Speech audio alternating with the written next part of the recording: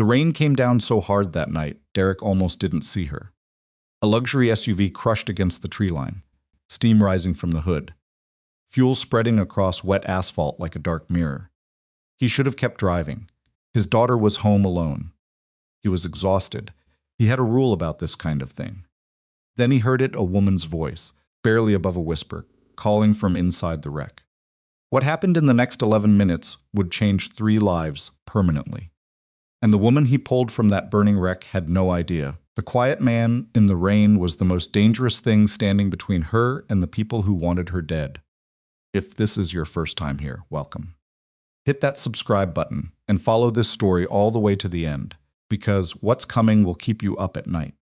Drop a like and leave a comment telling me what city and country you're watching from. I want to see how far this story travels.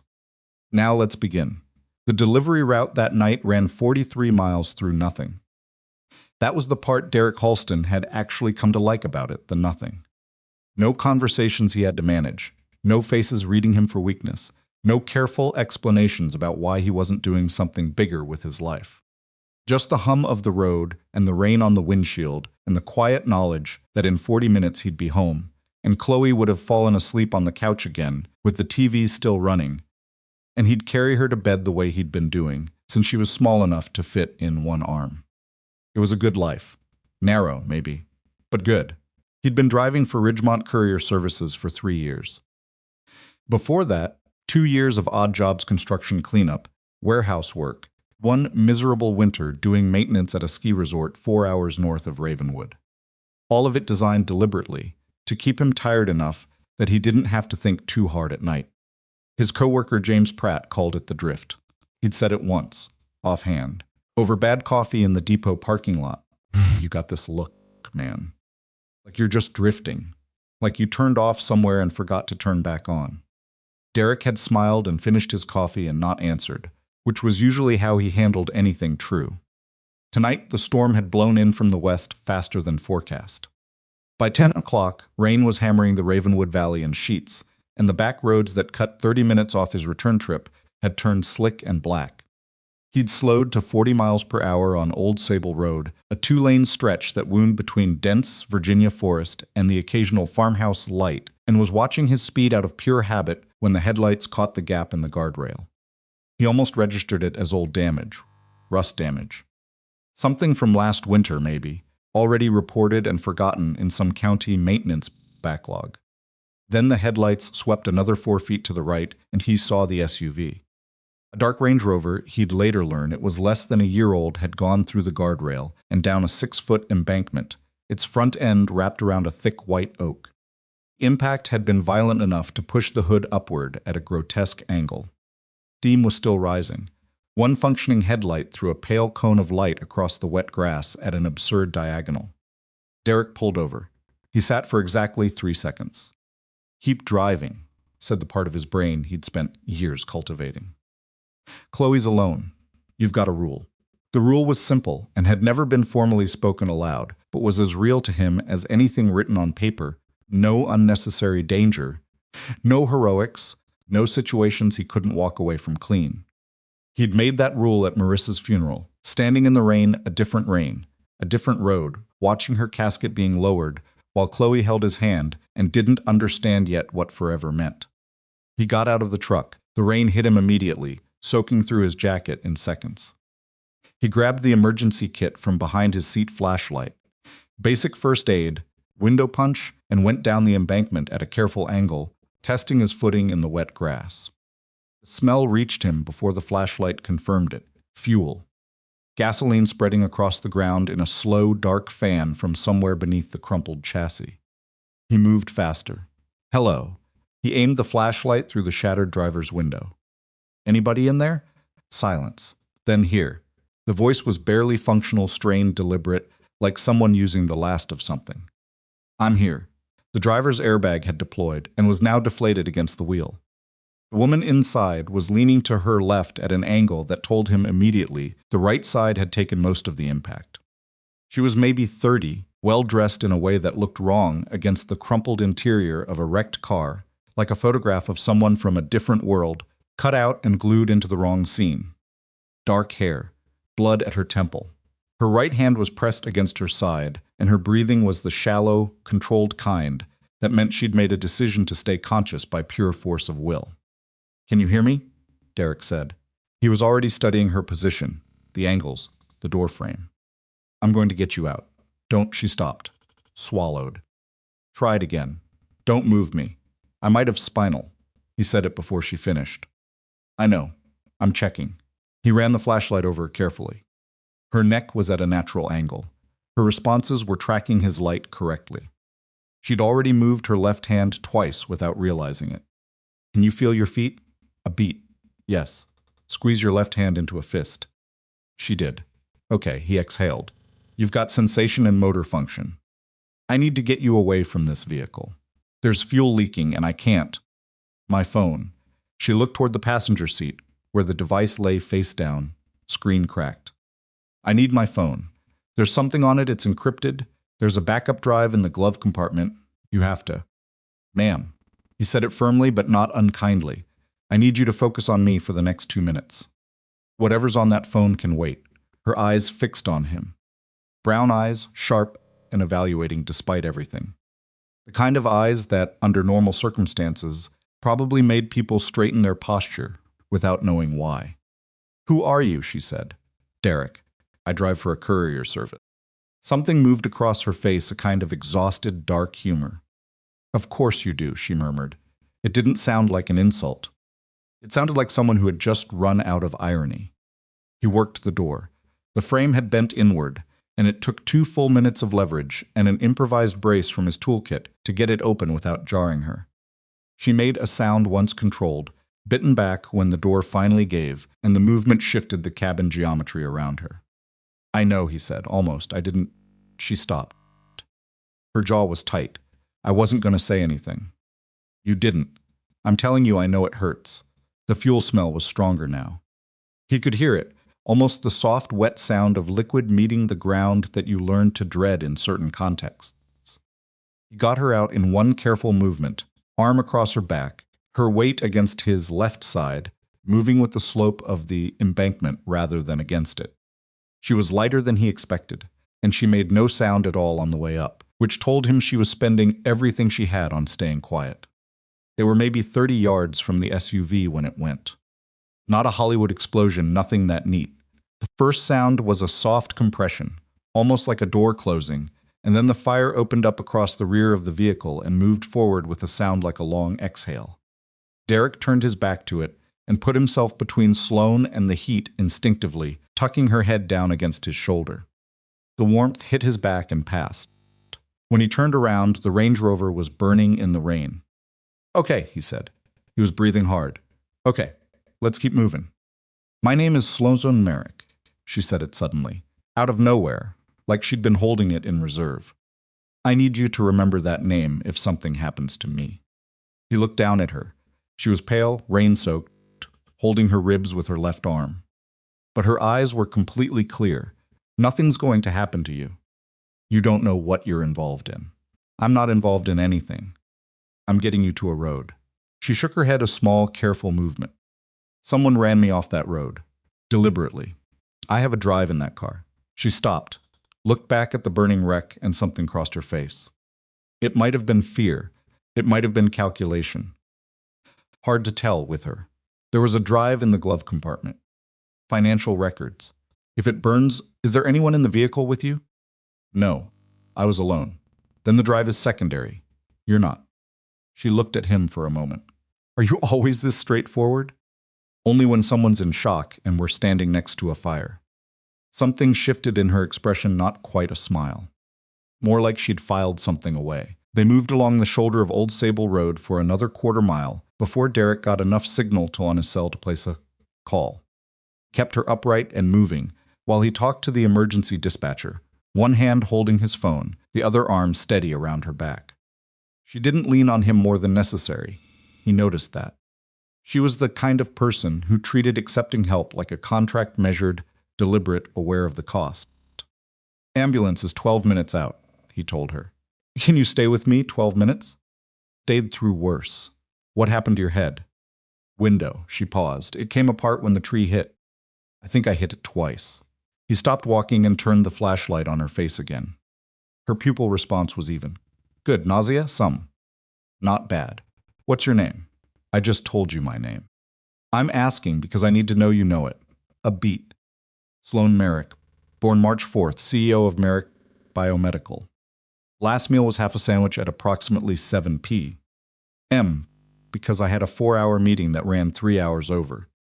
I am experiencing significant pain in my right side. I believe at least one rib is cracked, and I have a headache I would describe as a 9, though I'm aware that's subjective. She paused. Satisfied? 4 out of 5, he said. What year is it? This year. That was barely passing. I'm operating at reduced capacity. Another pause. She was slowing slightly. He could feel it in the way her weight shifted. You said your name was Derek. Yeah. Derek what? Halston. She tilted her head a fraction. You're not what I expected. You weren't expecting anyone. No, she agreed, I wasn't. They sat down on the wet guardrail. He guided her more than she sat, and he kept the flashlight low and his hand near her shoulder in case she listed. The rain had eased from a downpour to a heavy, steady fall. The burning SUV behind them threw an orange light across the wet road that looked like a sunset put in the wrong place. You knew what to ask, she said after a while. Spinal. Pupil response. Concussion questions. You're not just a delivery driver. Derek didn't answer immediately. I used to be other things, he said. She looked at his hands, at the way he held himself, not tensed, not nervous, but settled. Like a man who had learned to exist very comfortably in situations that frightened other people. What other things? Things I'm not anymore. She didn't push it, which surprised him. Most people pushed. She just nodded slowly, like she'd heard the sentence he'd actually spoken, and also the one underneath it, and she was going to respect both of them. They sat in the rain and waited for the ambulance. He found out later she had 2 cracked ribs, a moderate concussion, a 3-inch laceration at her temple, and bruising across her right shoulder and hip extensive enough that the attending physician wanted to know, carefully, how it had happened.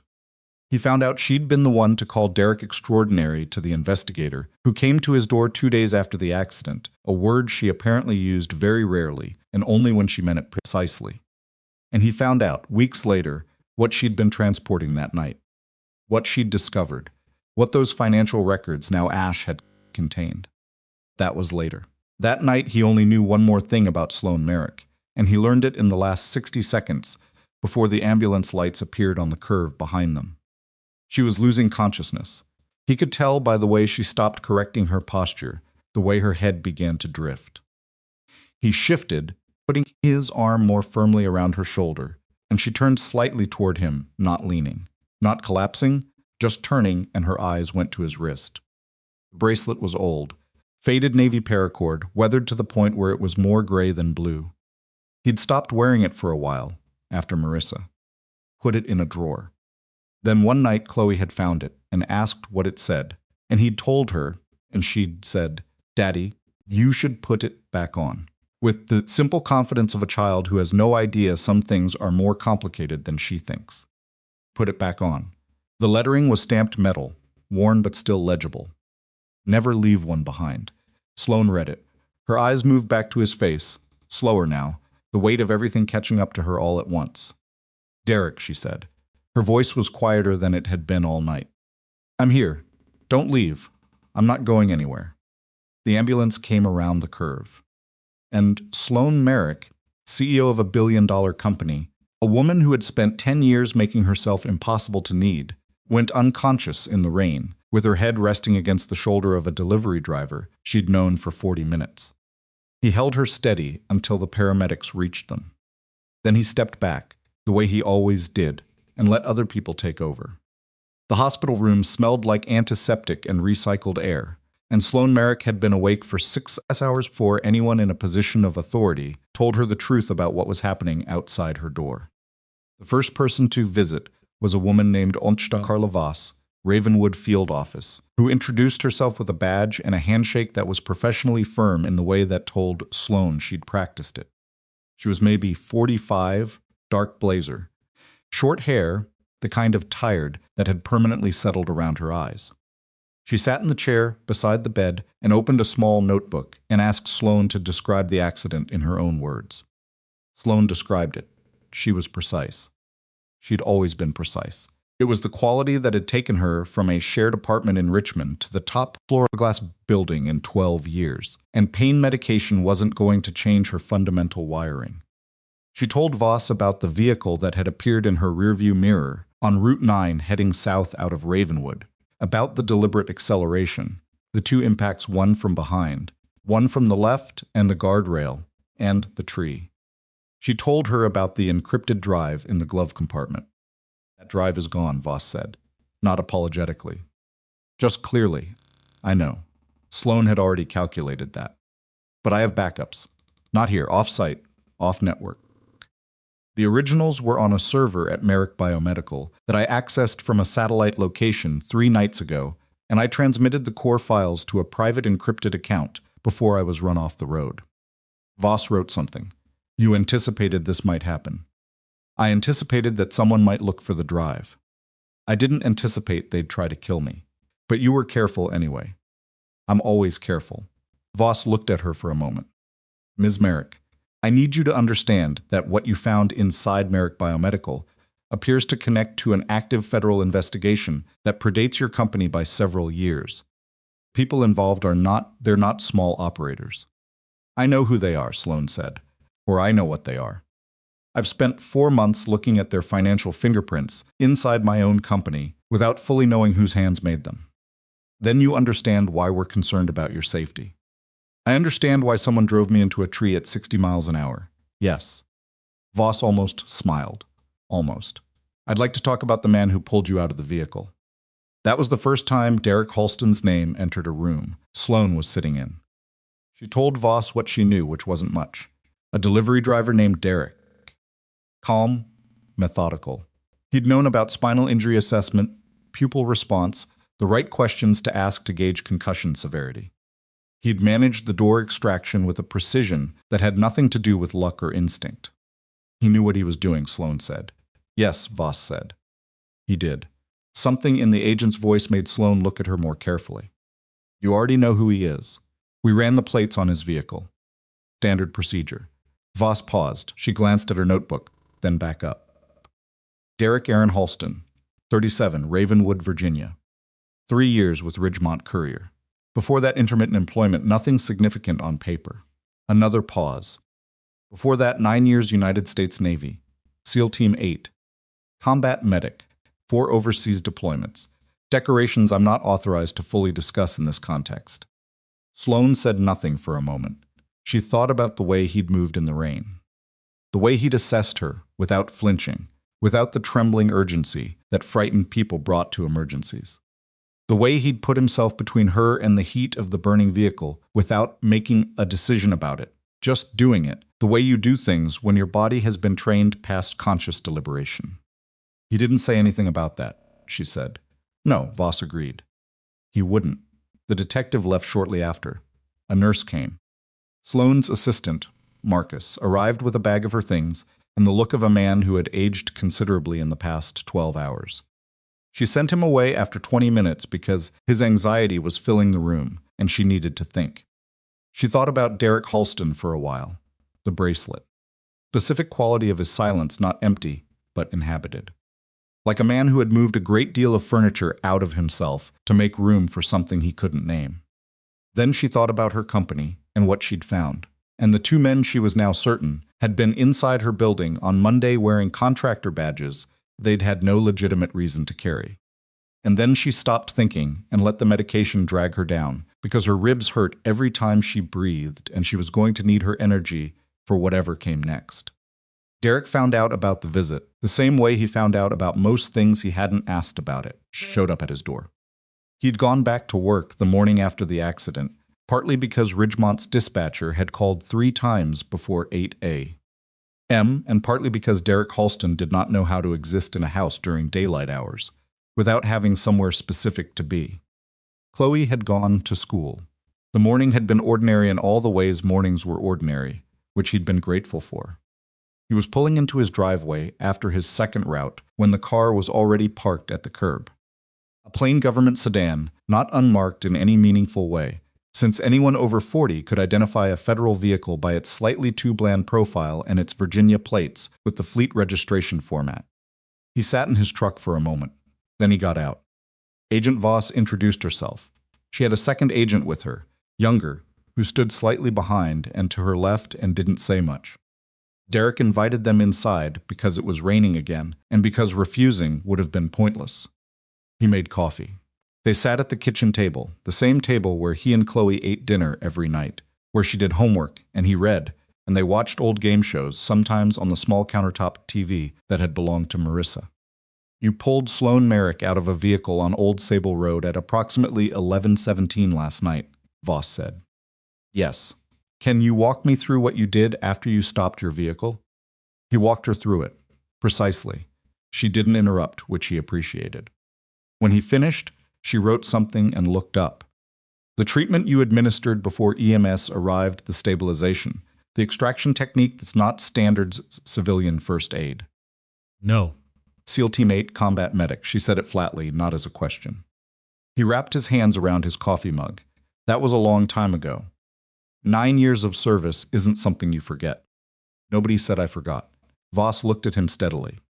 Mr. Halston, I want to be straightforward with you, because I think you'll respond better to that than to careful language. She paused. The woman you pulled out of that wreck is a material witness in a federal investigation involving financial crimes, money laundering, and at minimum 2 homicides. People who ran her off that road are going to look for her. And they're eventually going to look for anyone connected to her. He set his mug down slowly. I pulled someone out of a burning car. I'm not connected to anything. You're a witness. Your name is in a report. Those things have a way of creating connections regardless of intent. Derek looked at the wall across from him. There was a drawing Chloe had made at school taped near the refrigerator, a horse. Badly proportioned, labeled in her careful third-grade printing. My horse's name is Captain. She had never owned a horse. She just wanted one badly enough to name it. My daughter is 10 years old, he said. I understand. She goes to Ravenwood Elementary.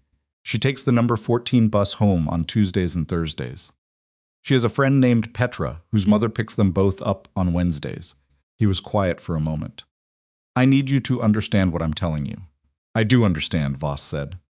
And she sounded like she meant it. Then tell me what you actually need from me. What she needed, it turned out, was less than he'd feared, and more than he wanted to give. They wanted his account formalized. They wanted to know if he'd seen the vehicle that had forced Sloane off the road. He hadn't, only the aftermath. They wanted his contact information and his word that he'd report anything unusual. He gave them all of it. He signed what they needed. He walked them to the door. Voss stopped on the porch. There's one more thing. She said it carefully, which was the first time she'd been careful about anything.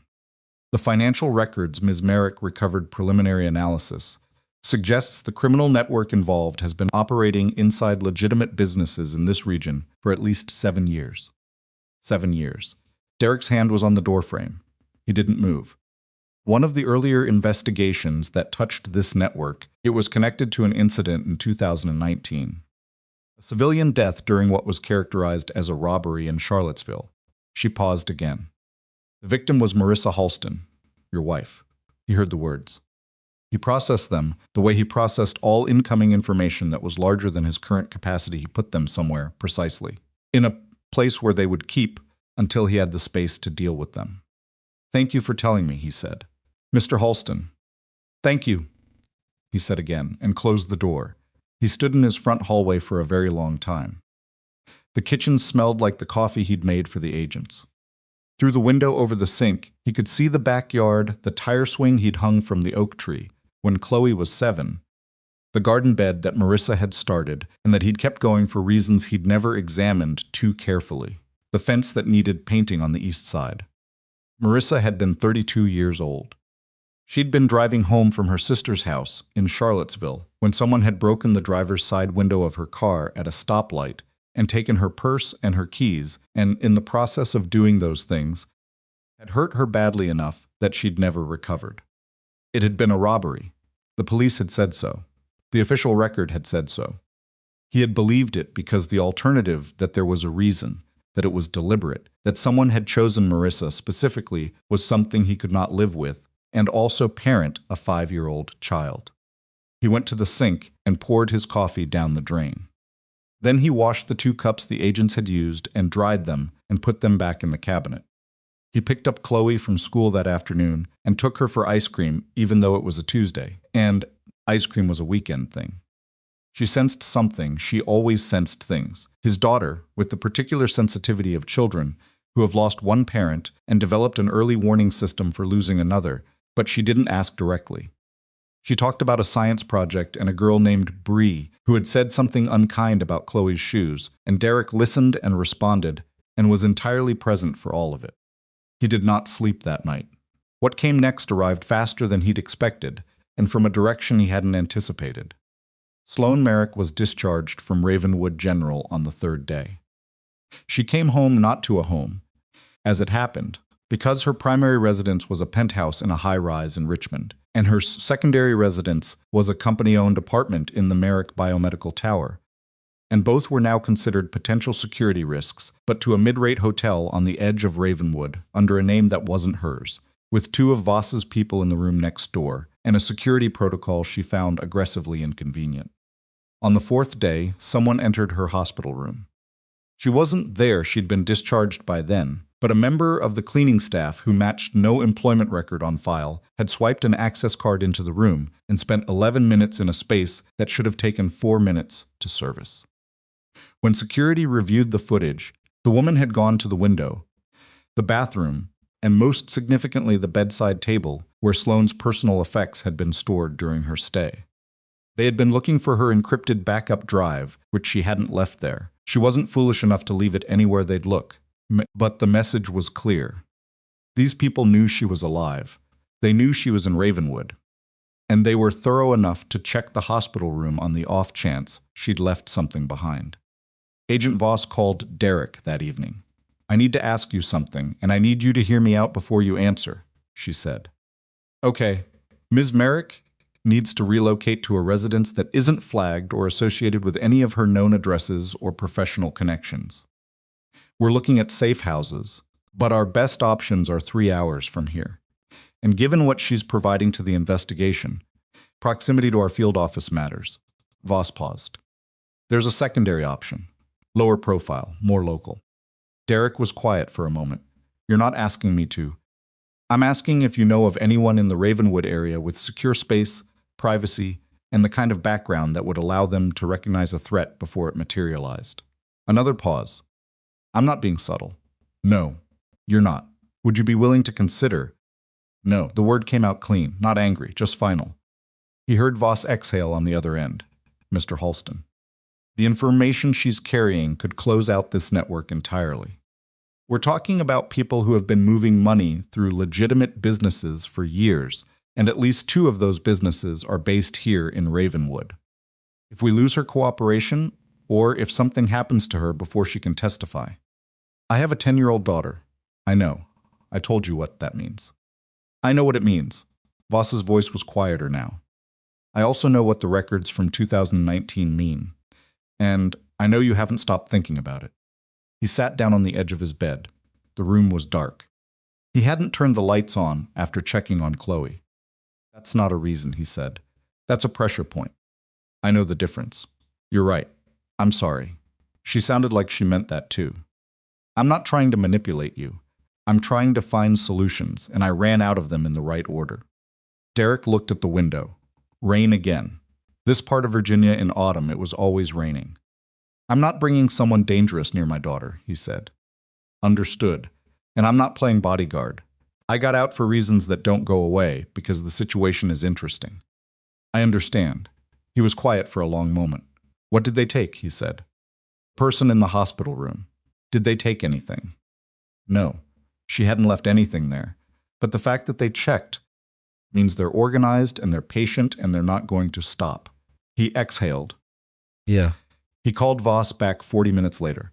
Not with an agreement, not exactly. With a condition. Chloe doesn't know why she's here.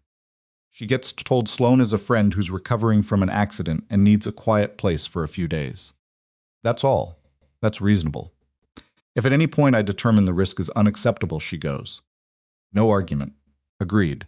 And nobody in your office, nobody in any file puts my daughter's name in the same document as this investigation. I'll make that happen. He hung up and sat in the dark for another while, thinking about a bracelet, about a rule he'd made in the rain at a funeral, about the way certain decisions feel less like choices and more like the only road left on the map. Sloane arrived the following afternoon in a gray sedan with tinted windows. She moved carefully, the ribs were still giving her trouble, and she stood on Derek's porch with a single overnight bag over her shoulder, and the particular expression of someone who is not accustomed to receiving help and is making a poor job of hiding how uncomfortable that makes them. He opened the door before she knocked. She looked at him. You didn't have to do this. I know. I want to be clear, I didn't ask for this arrangement. I would have been fine at the safe house. Voss thinks this is better. Voss thinks a lot of things. She paused. I'm told you have a daughter. Chloe. She gets home at 3:15. I told her you're a friend recovering from a car accident. That's technically accurate. I thought so. She came inside. He showed her the guest room. Chloe had helped him change the sheets that morning, which had taken significantly longer than it would have taken Derek alone.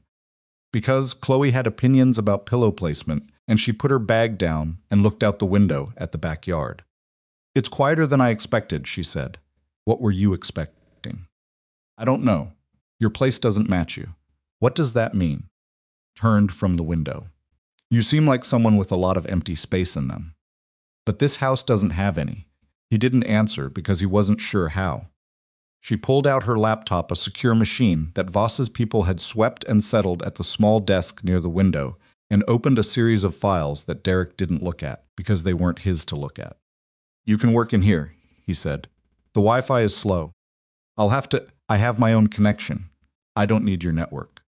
Okay, he started to leave. She spoke to his back. Derek, he stopped. Thank you, I mean it. Not the polite version. The actual version. A pause. I don't say that often. I know, he said, and left her to her work.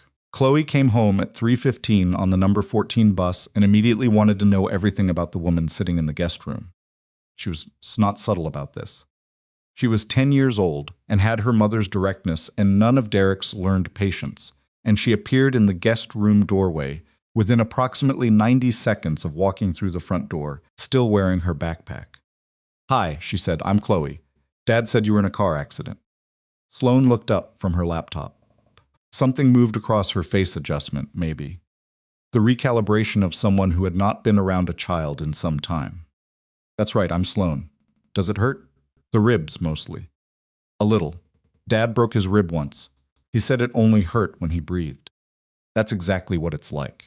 Chloe considered this with the gravity of someone filing it away for future reference. She studied Sloane with the unselfconscious scrutiny that children apply to new things. Your hair is really long, is it? Dad's hair never gets long. Cuts it before it gets long. She paused. Can I ask you something? You can try. Why do you look at things like you're counting them? Sloane blinked. What, like you're counting things? You looked at the door and then at the window and then at me and you did a little thing with your eyes, like Chloe made a scanning motion with her own eyes, sweeping left to right, like you were checking. Sloane was quiet for a moment. I work with a lot of numbers. I think it's a habit. Chloe appeared to accept this. Dad does something like that, too. He looks at rooms when we go somewhere, like he's reading them. It's a useful habit. He says it's just how he thinks. She paused again. Do you want some water? I'm getting water. That would be nice. Thank you.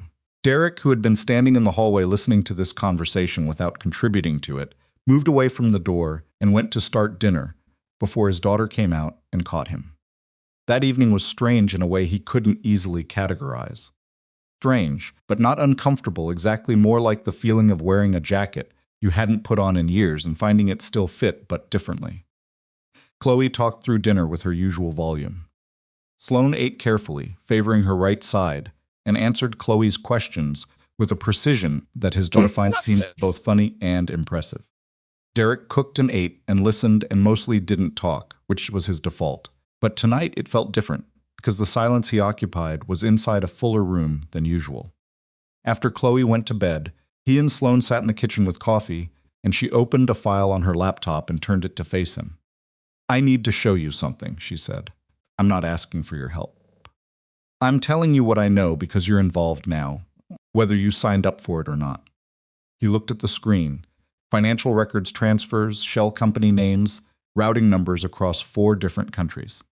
His eyes moved across them with the trained attention of someone who had spent years reading intelligence reports. "Who put together this analysis?" he said. "I did. Over 4 months." He looked up. "You taught yourself to read money flows." "I have a degree in biochemistry and an MBA, and I've been running a company since I was 28. I can learn things when I need to." She paused. "Look at the column on the right." He looked, a series of dates. The oldest one was 7 years back. "The network started using Merrick Biomedical's distribution infrastructure in 2017, she said. "Whoever set it up had access to our internal logistics system. That means someone inside my company at a senior level was building this from the beginning." "Who?" She turned the laptop back. "I have a strong candidate. I'm not telling you yet because I don't have enough to be certain, and I'm not going to accuse someone I've worked with for 6 years on strong candidate evidence." He respected that. "What do you need?" "I need to access a server at a secondary Merrick Biomedical facility. There's a distribution center outside of Ravenwood, about 40 minutes east. The financial records from that site would either confirm what I think or eliminate my candidate entirely." "And you can't do that remotely?" "The site was intentionally air-gapped. Physical access only. Someone planned that." She closed the laptop. "I know what you're going to say. You don't know what I'm going to say. You're going to say it's too dangerous and I should let Voss handle it. I was going to say Voss needs to know about this before you do anything." She looked at him. "That's almost the same thing." "It's not, actually." She was quiet for a moment. Outside, the rain had stopped and the yard was very still. The tire swing moved slightly in the wind, turning on its rope with a slow, almost patient rotation. "Someone killed my wife," Derek said. He said it the way he said things that cost him evenly, without weight in his voice, because the weight was there regardless. "Whatever you found in those records, whatever this network is, there's a connection to that." He paused. "Voss told me. I don't know the full shape of it yet. But I know it's there." Sloane looked at him with an expression he hadn't seen from her before. Not pity, she wasn't the type. Something quieter than that. "I'm sorry," she said. "I know. She's 32. Her name was Marissa. She made the garden out there." He gestured toward the dark backyard window. "Chloe has her eyes." Sloane looked at the window. Said nothing, which was the right thing to do. "I'm going to help you," Derek said. "Not because of Marissa, and not because of the bracelet, or whatever you're building in your head about what kind of person I am." He met her eyes. "I'm going to help you because whoever did this to you is the same kind of people who decide other lives don't matter, and I've spent 3 years pretending that wasn't my problem. I'm done with that." She nodded once. "Okay, but Chloe comes before everything. If that ever stops being true, I walk, I understand." "Do you?" "Because I don't think—" "Derek," she said it the way she said things that she meant precisely. "I understand." He looked at her for a long moment. Then he picked up his coffee and leaned back in his chair and said, "Okay, show me the rest of the files." She opened the laptop again. They sat at the kitchen table until past midnight, going through records and building a picture of something that had been hidden inside Sloane's company like a parasite for 7 years. Outside, the tire swing turned slowly in the quiet dark. Upstairs, Chloe slept with the deep, uncomplicated certainty of a child who trusts that the people downstairs have things handled. For the first time in a long time, Derek Halston sat in his kitchen with someone else and worked towards something that mattered. He didn't think about whether that was a mistake. He thought about the dates in the column on the right side of the financial report, and what they were adjacent to, and what they would mean if he was reading them correctly. And he kept reading. The mornings were the hardest part to explain. Not the danger, not the files spread across his kitchen table past midnight, not the encrypted drives and the shell company names, and the careful, methodical work of building a case against people who had made an art form out of not being visible. All of that, Derek could compartmentalize. He'd been trained for it, and training didn't fully leave a person the way they sometimes hoped it would. The mornings were harder because they were ordinary. Sloane had been at the house for 4 days when it started feeling like she'd always been there, and that unsettled him in a way he didn't examine too closely. She woke earlier than him, usually, which surprised him the first morning when he came downstairs at 5:40 and found her already at the kitchen table with her laptop open and a cup of coffee she'd made using the wrong grind setting, so it came out slightly thin and pale. She'd looked up when he came in, and he'd looked at the coffee, and she'd said, "I know." I couldn't find the right one, and he'd made a second pot without saying anything, and that had established a pattern. She worked. She was always working. He'd understood intellectually that she ran a billion-dollar company, but watching it up close had a different texture calls at 6 in the morning with her board of directors, emails sent at 11 at night, the ability to hold a complex financial argument in her head while simultaneously listening to Chloe explain the entire plot of a book she'd read for school. She didn't stop. He wasn't sure she knew how. What she wasn't good at was the house itself. On the 5th morning, she'd offered to make breakfast. Derek had been running a security check on the perimeter, something he'd started doing every morning, without deciding to, old habits reasserting themselves from wherever he'd packed them away, and he'd come inside to find the kitchen full of smoke and Sloane standing at the stove with a spatula and the particular expression of someone who has failed at something they were confident about. "Pancakes," she said. He looked at the pan. "Those are very dark." I followed the directions. "On the box, I don't use boxes." I looked up a recipe. He took the pan off the burner. The smoke alarm went off, and he reached up and fanned it with a dish towel until it stopped. Sloane watched this with the expression of someone taking notes. "You looked up a recipe," he said, "from a food website. It had very good ratings. Did you adjust the heat?" The recipe said medium. "What's medium on your stove at home?" She paused. "I don't cook at home." He looked at her.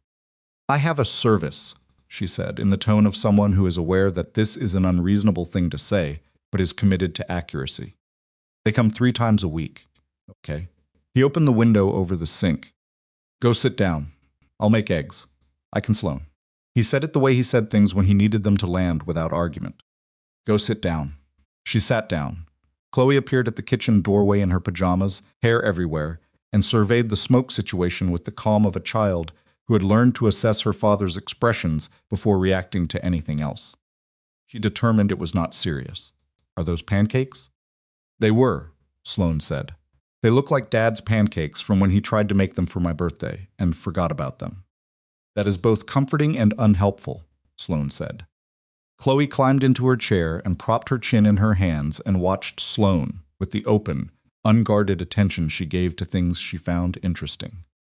"Do you want me to show you? I know how to make them. Dad taught me. Your father just told me to sit down. He tells me that too. I still do things." Chloe looked at her with a small conspiratorial tilt of her head. Something moved across Sloane's face. Not quite a smile, or it was a smile, but not the professional kind she wore in board meetings, the managed, calibrated expression that kept people at the right distance. This one came from somewhere else and arrived before she'd decided to allow it. "Show me then," she said. Derek stood at the stove making eggs and did not turn around and did not say anything, but he listened to his daughter talk Sloane Merrick through the process of making pancakes Chloe's version, which involved slightly too much vanilla and always came out lopsided, and something settled in his chest with a weight he hadn't felt in years. Not happiness exactly, more like the awareness of happiness. The recognition of it, the way you recognize a piece of music from a long time ago, scared him a little. He focused on the eggs. The work continued in parallel with all of it. Every evening after Chloe went to bed, Derek and Sloane sat at the kitchen table and went through what she had and what the federal investigators had shared and what the overlapping picture looked like. He had a particular skill for this pattern recognition, the ability to look at disparate data points and identify the connective logic. It had made him valuable in a different life. He'd spent years not using it. On the 6th night, he found it. He'd been looking at the personnel files Sloane had pulled from Merrick Biomedical's internal HR system Legal Access, her own company cross-referencing hire dates with the dates in the financial records. The network had begun using the company's distribution infrastructure in 2017, which meant whoever built the access had been in place before that. Victor Crane had joined Merrick Biomedical as Chief Operating Officer in 2015. Derek put the hire date next to the first anomalous transfer. The gap was 4 months, enough time to learn the system. Enough time to identify the gaps in oversight and build something invisible inside them. Crane, he said. Sloane was quiet for a moment. She set down her coffee carefully. What are you looking at? He turned the laptop to face her and walked her through it. She listened without interrupting, which was how she listened when she was taking something apart internally. Her face was very still. I've worked with Victor for 6 years, she said when he finished. I know. He was there when I started the company. He came in when I was 28 years old and I had a biochemistry prototype and a business plan and absolutely no idea how to run a logistics operation. And she stopped, swallowed, tried again. He taught me half of what I know about operations. I know, that doesn't change the math. No, she said. It doesn't. Her voice was flat and controlled, which he'd learned was what it sounded like when she was in pain about something. Not the managed, professional flatness the other kind. The kind that cost her. How sure are you? Not completely. But look at this. He pulled up another window. The network's financial routing had used 3 specific distribution hubs: Merrick Biomedical's facility in eastern Ravenwood, a freight company in northern Virginia, and a third location that appeared in the records only as an address with no company name attached. Derek had run the address that afternoon. It was a commercial property registered to a holding company. The holding company's registered agent was a law firm in Richmond. The law firm represented several clients. One of them, 3 levels of paperwork deep, was a real estate trust with Victor Crane's brother-in-law's name on the formation documents. Sloane looked at it for a long time. He built a secondary infrastructure, she said quietly. Inside mine, using my company as a shell inside a shell. For 7 years. She sat back. The kitchen was very quiet. Outside, a car passed on the street, and its headlights swept briefly across the window and were gone. Marissa, she said. The 2019 incident. The operation that killed her was running through the eastern Ravenwood facility. The one Crane had full operational control over. Derek kept his voice level. He'd had 2 days to process this piece of information, and he still hadn't processed it, not really, but he could talk about it with precision. I don't know if she was targeted or incidental. I may never know. But she was in that supply chain's geography, and that's not a coincidence. Sloane looked at him across the table. Are you okay? No, he said. But I'm functional. She accepted that. She didn't try to say something useful about it, which he was grateful for. We need to tell Voss, he said. Yes, and we need to tell her about the Eastern facility.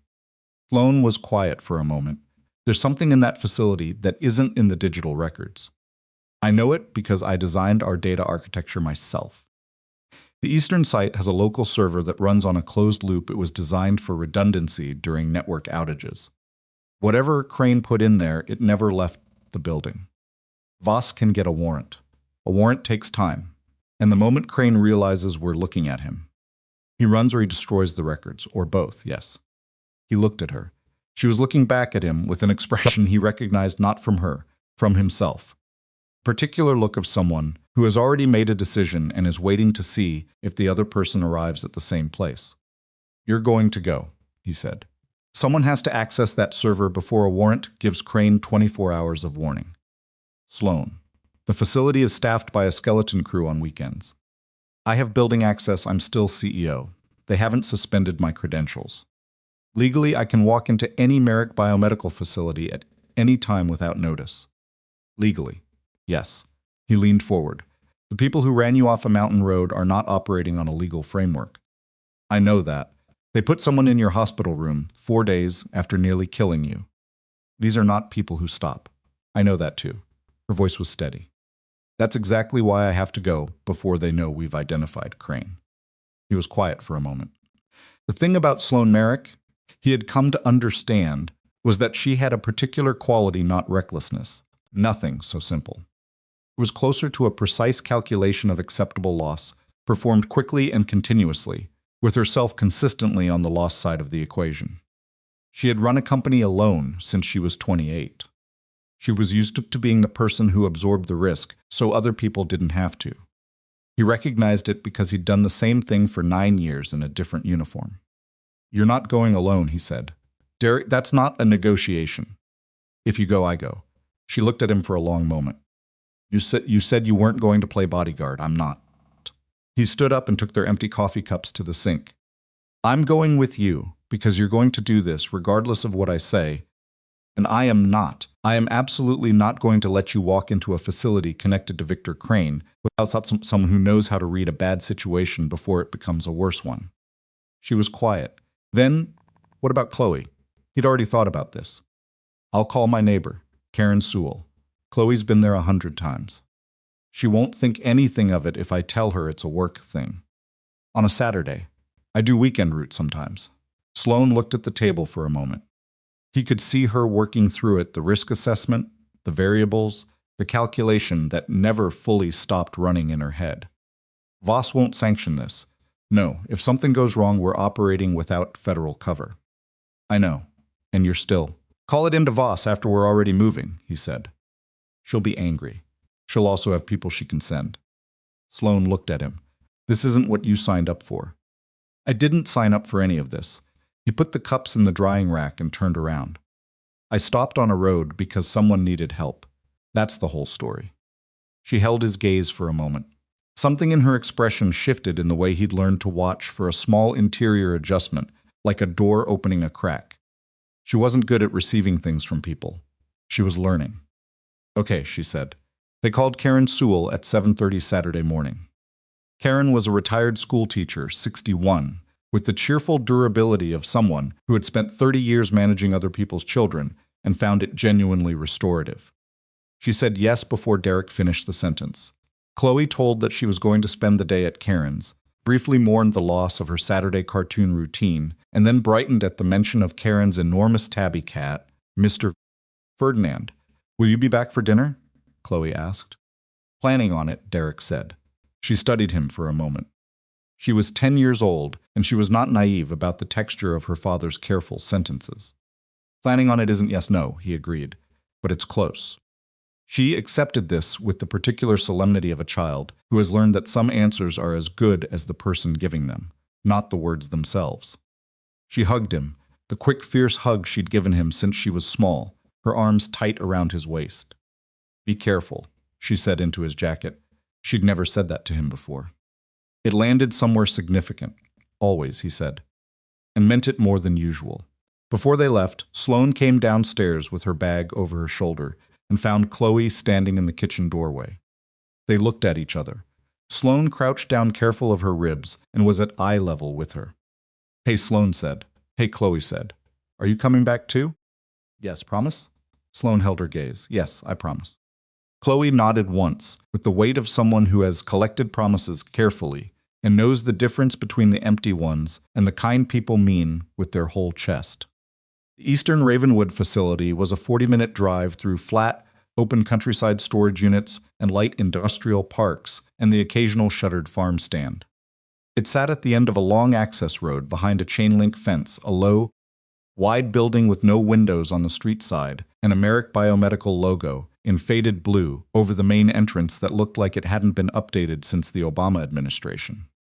Derek drove past it twice before pulling into a side road that ran behind a storage facility about 200 yards north. "Security camera coverage," he said. Sloane pulled up the facility's security layout on her phone. She had access to the company's property management system. 4 cameras on the exterior, 2 on the front entrance, 1 on the loading dock, 1 on the north wall. She paused. The north camera's been flagged for maintenance since August. It's been 6 weeks. Convenient. Everything Crane-controlled had convenient failures. He studied the building for a moment. A single vehicle in the front lot security staff. 1, maybe 2 people inside on a weekend skeleton rotation. "I go in through the front," Sloane said. "I have full access. They'll see my credentials and have no legal reason to stop me. And they call Crane. Possibly. But it'll take them time to get here. The server room is in the east wing, sub-level 1. If I can access it before, I'm not waiting in the car. You don't have building access. I don't need it." He looked at the north wall. "You go in the front. You show your credentials. You act like you're doing a routine inspection. Give me 4 minutes to get to the north wall. The door on that side is an emergency exit. It alarms. Does it report to Crane's phone or to a central station? Pause. Central station. The response time is 6 to 8 minutes, usually, for a commercial property. He'd done enough security assessments to know the rhythms. I'll be inside before they respond. She looked at him. You've done this before. Different contexts. How many different contexts? More than I'd like to count. He opened his door. 4 minutes. Go. What happened in the next hour had a particular quality that Derek had experienced before and never found a good way to describe the compression of time under pressure, where every second had an unusual density, where the mind moved at a different rate than the clock. He'd missed it, somewhere under everything. Not the danger. Clarity. Sloane walked through the front entrance at 9:47. The security guard, a young man, barely out of his 20s, recognized her credentials and straightened involuntarily in the way people did when the CEO of their employer appeared without warning on a Saturday morning. Ms. Merrick, I didn't know you were scheduled. I'm not scheduled. That's generally how unannounced inspections work. She said it without cruelty, but with the specific authority of someone who owns the room she's standing in. I need access to the East Wing. I'll need your logs for the past 90 days. Yes, ma'am. I'll have to. Can I ask what this is regarding? You can ask. The answer is internal audit, which is not something I'm required to detail to building security. She moved toward the interior door. 90-day logs. Digital copy to my secure account. Derek came through the north exit door at 9:51. The alarm triggered a sharp, sustained beep that echoed in the concrete stairwell, and he moved immediately, not running but moving at a pace calibrated to reach the East Wing sublevel before the response clock ran out. The building smelled like industrial cleanser and cold concrete. The lighting in the sublevel corridor was fluorescent and buzzing, one panel flickering at the far end. He found the server room because server rooms in facilities like this were always in the same relative position, lowest level, interior wall, climate controlled. The door was a standard commercial keycard entry. Sloane's master access code opened it from her phone remotely. She'd preloaded it, and he pushed inside. The room was smaller than he'd expected. 2 server racks against the left wall, a workstation desk, a security camera in the corner that he checked immediately. A small red light indicated it was recording to a local drive, not transmitting. He photographed it anyway and texted the image to Sloane. Sloane appeared at the server room door. 4 minutes later, the security guard's logs already on their way to her encrypted account. She moved past Derek to the workstation and sat down and started working with the focused speed of someone who had been planning this for days. The local server is partitioned, she said. There's a shadow directory. It won't show up on a standard search. But I know our architecture. She typed for 30 seconds. There. Derek looked at the screen over her shoulder. A file directory he wouldn't have found without knowing it existed. Hundreds of files dated across 7 years. Financial records, communications, routing instructions, the complete, unencrypted operational record of everything Victor Crane had built inside Merrick Biomedical. That's it, she said. Her voice was completely still. The particular stillness of someone looking at confirmation of something they'd hoped they were wrong about. 7 years. All of it. Transmit it. Already running. She had a device connected to the workstation's USB port, a secured transmitter that Voss's people had provided for exactly this contingency. 4 minutes to complete transfer. Derek checked his watch. The alarm response window was closing. He moved to the door and listened. 3 minutes and 40 seconds into the transfer, he heard it. Footsteps in the corridor, not the single security guard's measured pace, but multiple people, moving with purpose. He held up a hand towards Sloane without looking back at her. She saw it and kept her eyes on the transfer progress bar. 53%. Derek leaned slightly into the doorframe. Corridor lighting flickered again. 2 men coming from the north stairwell, not facility staff. Wrong clothing, wrong body language. Kind of men who moved like they'd been sent, not hired. He stepped back into the room and spoke quietly. We have a problem. Sloane didn't look up. How many? 2 that I can see. Probably more outside. The transfer needs 90 seconds. We don't have 90 seconds. Then we need 89. He looked at her, the absolute steadiness of her, sitting at that workstation with two of Crane's people 40 feet down the corridor. She was scared. He could see it in the set of her shoulders, the slight tension in her jaw. But she didn't move. She sat there and watched the progress bar and breathed carefully through her cracked ribs and bought the seconds they needed. He positioned himself at the door. He hadn't fought anyone in 3 years. He was aware of this the way you're aware of a relevant fact rather than a paralyzing one. What his body remembered was older and more durable than 3 years. The first man came through the door expecting an empty room and found Derek instead. It was over in approximately 8 seconds. Not clean, it was never clean, but efficient. The second man in the corridor heard the noise and came fast, and Derek was already moving to meet him, using the doorframe as geometry, controlling the space. The second man was bigger and more prepared, and it took longer and cost Derek a hit across the left shoulder that sent a white flash through his vision and would leave a bruise that lasted 2 weeks. Corridor was narrow, and narrow spaces historically favored the person who understood angles over the person who relied on size. When it was over, Derek was breathing hard and his shoulder was singing, and both men were on the floor. "Transfer complete," Sloane said from inside the room. He walked back in. She was already disconnecting the transmitter and standing. "Are you?" She looked at his shoulder, at the way he was holding it. "I'm fine. Let's move. You're not Sloane." He looked at her. "I'm fine. We need to go." She'd already called Voss while the transfer was running. He found out later, not from her, from Voss, that she'd placed the call at 63% when he'd held up his hand and she'd understood they were out of time and made a decision about priorities. She'd transmitted the file destination and their location and said, "We have company," and hung up in under 15 seconds and kept watching the progress bar. Voss's people arrived 12 minutes after they came out of the building.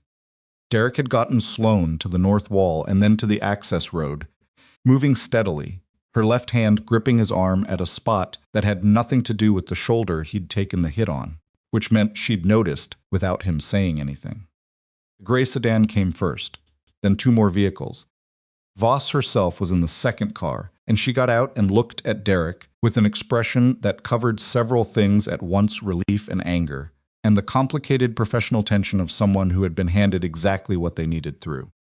Exactly the process they'd told people not to use. The transfer, Sloane said immediately. "We have it." The system flagged receipt 6 minutes ago. Voss looked at Derek. Inside the facility, 2 men, north corridor. "They're not going anywhere. Your shoulder is fine." She looked at him for another moment, the way people looked at him when they wanted to argue and had decided it wasn't worth it. "There are 2 more outside on the south perimeter that my people are managing now." She turned to Sloane. "The files you transmitted will have a full analysis within 24 hours, but from the preliminary look."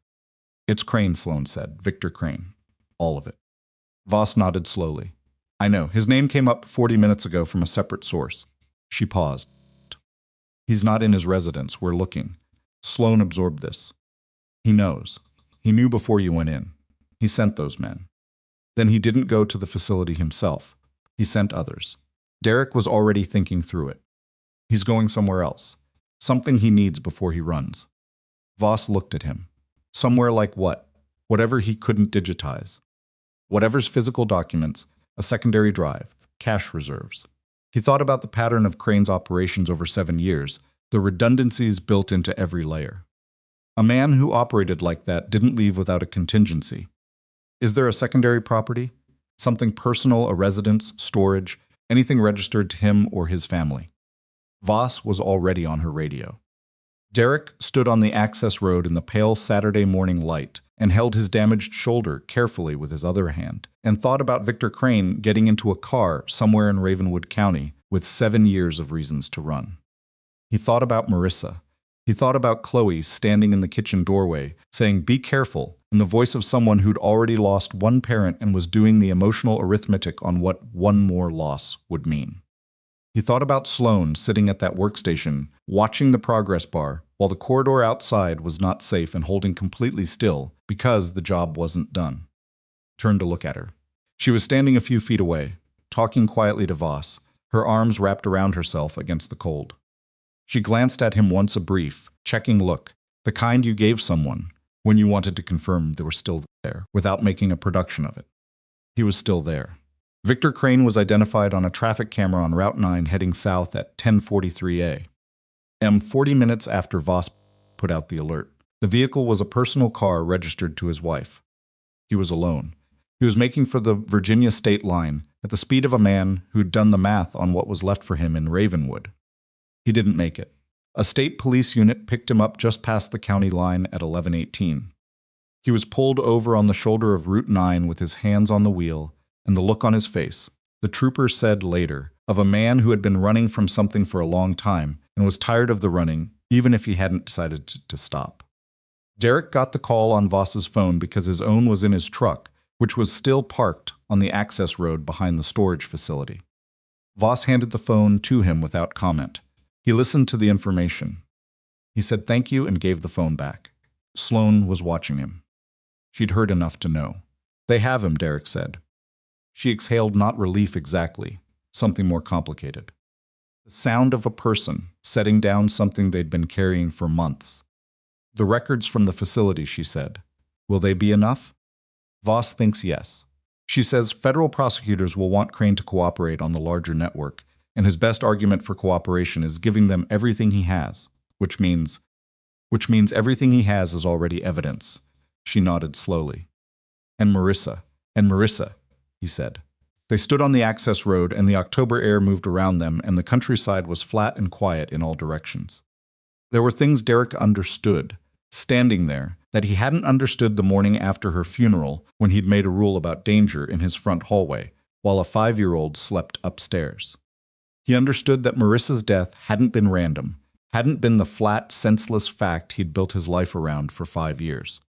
There was a shape to it now, a reason, however monstrous. Reasons weren't comfort, and they weren't closure, and they didn't give him anything back. But they took away the worst version of the story, the one where the universe was simply indifferent, and the people you loved could be taken for no reason at all. He wasn't sure yet whether that was better. He thought it might be, eventually. I need to call Karen, he said. Right, Sloane pulled out her own phone. Then she stopped. Will you tell Chloe? About any of it? Parts she needs to know. Not all of it. What parts does she need to know? He thought about it. That sometimes you find out the story was different than you thought. And that's okay. Sloane looked at him for a moment. Her eyes were bright in a way that had nothing to do with the cold. Is it okay, she said, quiet, not a CEO question.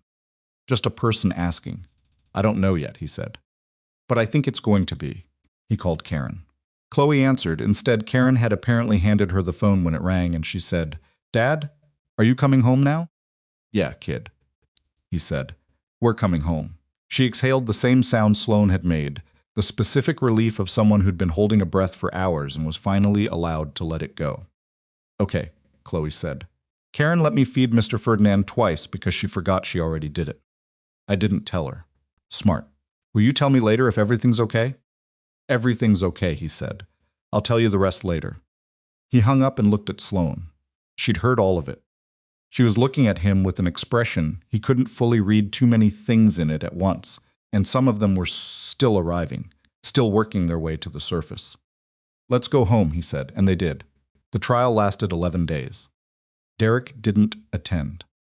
He'd given his formal statement to federal prosecutors in a conference room in Richmond on a Tuesday in November, 3 weeks after Victor Crane's arrest on the shoulder of Route 9, and that was the extent of his official involvement. He sat across a long table from 2 prosecutors and a court reporter and answered questions for 4 hours with the same precision he brought to everything. And when it was over, he drove home and picked Chloe up from school and made spaghetti for dinner and did not think about the conference room for the rest of the evening. He was good at that. Compartmentalization. He'd built the skill over years, and it had served him well, and he was aware, distantly, that it had also cost him things he couldn't fully account for. Sloane testified on day 4. He knew because she texted him that morning one sentence. No punctuation. The way she texted when she was managing her nerves by reducing everything to its minimum necessary form, going in at 9. He texted back, You'll be fine. She'd responded, I know. Which was true, she would be fine. And she did know it, but the exchange had happened anyway, and he didn't examine too carefully why that mattered. Victor Crane's defense lasted 2 days and accomplished very little. The records from the Eastern Facilities server, combined with the financial documentation Sloane had assembled over 4 months, and the cooperation of 2 lower-level operatives who had decided that Crane's goodwill was worth significantly less than a reduced sentence, produced a case that the defense team visibly understood was unwinnable from the opening arguments. Crane himself sat through the proceedings with the expression of a man waiting for a bus he knew was going to be late. Whatever calculation he'd been running since his arrest on Route 9 had apparently concluded that performance was no longer worth the energy. He was convicted on all 14 counts, sentenced to 22 years. Sloane called Derek when the verdict came in. He was on a delivery route, his second-to-last stop of the day, and he pulled over to take the call because he knew what it was before he answered. 14 counts, she said. Okay, he said. Pause. That's it? Okay, what else should I say? I don't know. Something. He thought about it for a moment, sitting in his truck on the side of a quiet street in Ravenwood with a stack of packages in the back and the November light coming in low and gold through the windshield. I'm glad it's done, he said. I'm glad you're safe. I'm glad the record survived. He paused. And I'm glad he's going to have a long time to think about Marissa. Sloane was quiet for a moment. When she spoke again, her voice had a different texture, not the CEO voice, not the careful managed tone, but the one she used at 2 a.m. at his kitchen table when she'd stopped performing for the day. The prosecutors said the records from the facility gave them enough to connect the network to 9 other operations in 4 states. They said it could unravel the whole thing over the next 2 years. That's good, Derek. She said his name the way she sometimes did, like she was putting it somewhere specific. I need to see you. I finish at 6. I'll come to the house. She arrived at 6:45 in a car that wasn't the gray government sedan she'd used during the protected period, a personal vehicle now, dark blue, modest enough that she'd clearly thought about it. She was dressed differently than she'd been during the trial footage he'd caught briefly on the news no-tailored suit, just dark jeans and a wool sweater, her hair down. She looked like herself, he thought. Not the version of herself that ran a boardroom. Chloe heard the car and materialized at the front window before Derek could get to the door. Is that Sloane? Probably. She said she was going to come back. Chloe said it with the particular satisfaction of someone whose faith in a promise has been confirmed. She said she'd try. She said she'd come back. There's a difference. She was already heading for the door. Can I open it? She has to knock first. Sloane knocked. Chloe opened the door before the second knock landed. What happened over the next hour was ordinary in the specific way that Derek had come to recognize. As the best version of ordinary Chloe talked, Sloane listened and responded. Derek made coffee and then started dinner because it was close to 7 and nobody had eaten. Sloane sat at the kitchen counter and talked to Chloe about the trial in the version appropriate for a 10-year-old, which was, the bad person did bad things and now he's going to be in trouble for a long time. And yes, it's over. And yes, Sloane is fine. Chloe accepted this with the directness she brought to most facts, asked 2 sharp follow-up questions that were more perceptive than most adults would have managed, and then moved on to telling Sloane about a project she was doing for school on migratory birds, which she decided was interesting, despite initially thinking it would be boring. What changed your mind? Sloane asked. I found out some of them fly like 8,000 miles, just by themselves, and they don't get lost. How do they navigate? Magnetic fields, mostly. And stars. Chloe considered this. It's like they have a map inside them that they didn't ask for. Sloane glanced at Derek across the kitchen. He was stirring something at the stove and not looking at either of them, but she could see from his posture that he'd heard it. That's a good way to put it, Sloane said. After dinner, after Chloe had done homework at the table and Derek had signed something for school, and Chloe had gone to bed, leaving with a hug for each of them that she distributed with complete equality, as though this were already a normal configuration, Derek made a second pot of coffee, and they sat at the table. I want to do something for you, Sloane said. He'd been expecting it. He'd been expecting it since the verdict call. Sloane. Let me say it. She had her hands around her mug.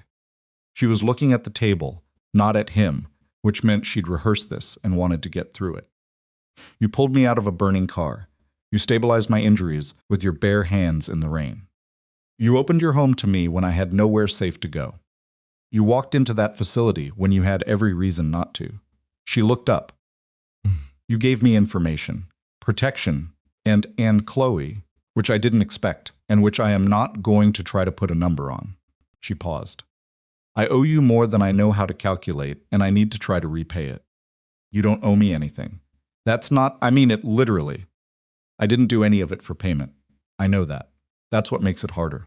She reached into her bag and put an envelope on the table between them. I've set up a transfer. It's significant. It's not enough. I know it's not enough. I'm not pretending it is, but it would change your material circumstances and you deserve. No, the word landed simply. She'd known it was coming and she still flinched slightly. Derek, I don't want money. He didn't touch the envelope. Put it back. She looked at him for a moment. Then she put the envelope back in her bag. She'd expected this, he could tell by the speed with which she moved to the next thing. She'd prepared layers. Then a position, she said. Merrick Biomedical is restructuring its security operations. Completely new architecture, new leadership. After everything that happened with Crane, our board has approved a full overhaul of how we protect our facilities, our data, our supply chain. She held his gaze. I want to create a director of security position. Real authority, full salary more than you've made in the last 5 years combined. You would be good at it. You know that. He was quiet for a moment. He looked at his coffee. I know I'd be good at it, he said. It's not the point. Then what is the point? The point is that I'm not what you need me to be in a boardroom, Sloane. You've seen me in my element. An office is not my element. You could learn. I don't want to learn. He said it without apology. I'm not being stubborn. I'm being honest. I spent 9 years being excellent at something that cost me in ways I'm still accounting for. I left because I knew what I was good at, and I also knew what it was doing to me to keep doing it. He paused. I make deliveries. I pick up my daughter from school. I have dinner at this table every night. It's a small life, and I know that, and it's mine. Sloane looked at him. The expression on her face was the one he'd come to associate with moments when she was genuinely uncertain, not intellectually, but about something deeper. She was used to certainty. She built structures around it. Then what do you want? She said. If it's not money and it's not a career change, tell me what would actually mean something to you. Because I can't just let this be nothing. I can't be a person who lets this be nothing. He looked at her across the table. Kitchen was quiet. Upstairs, he could hear the specific silence of Chloe's room, the particular quality of a house with a sleeping child in it, which was different from an empty house in a way he couldn't explain but had always felt. Chloe starts middle school in 2 years, he said. After that, high school.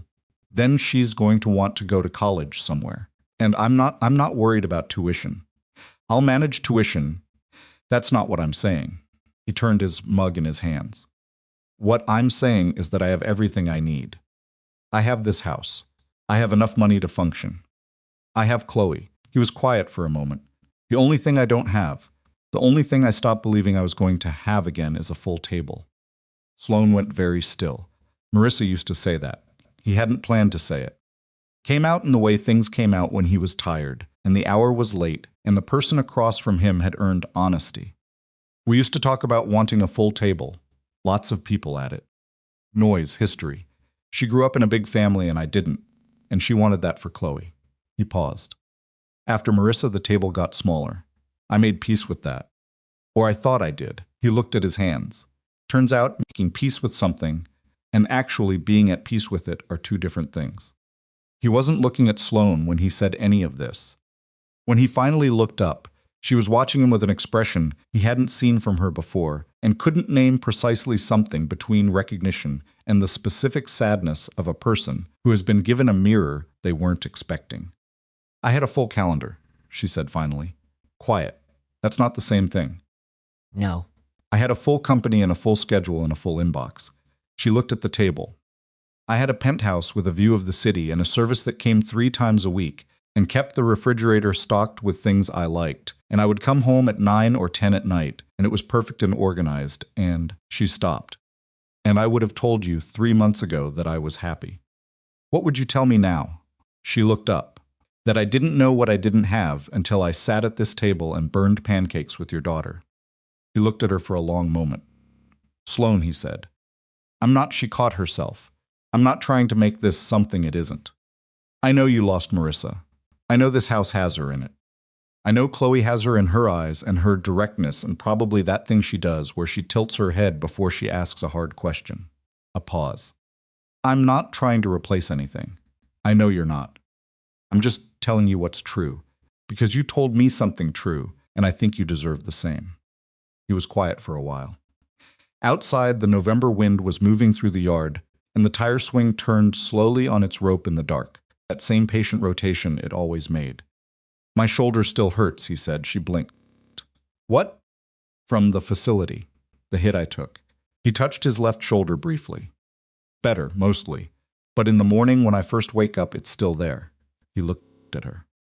"I'm telling you, because I want you to know I'm not running a calculation here.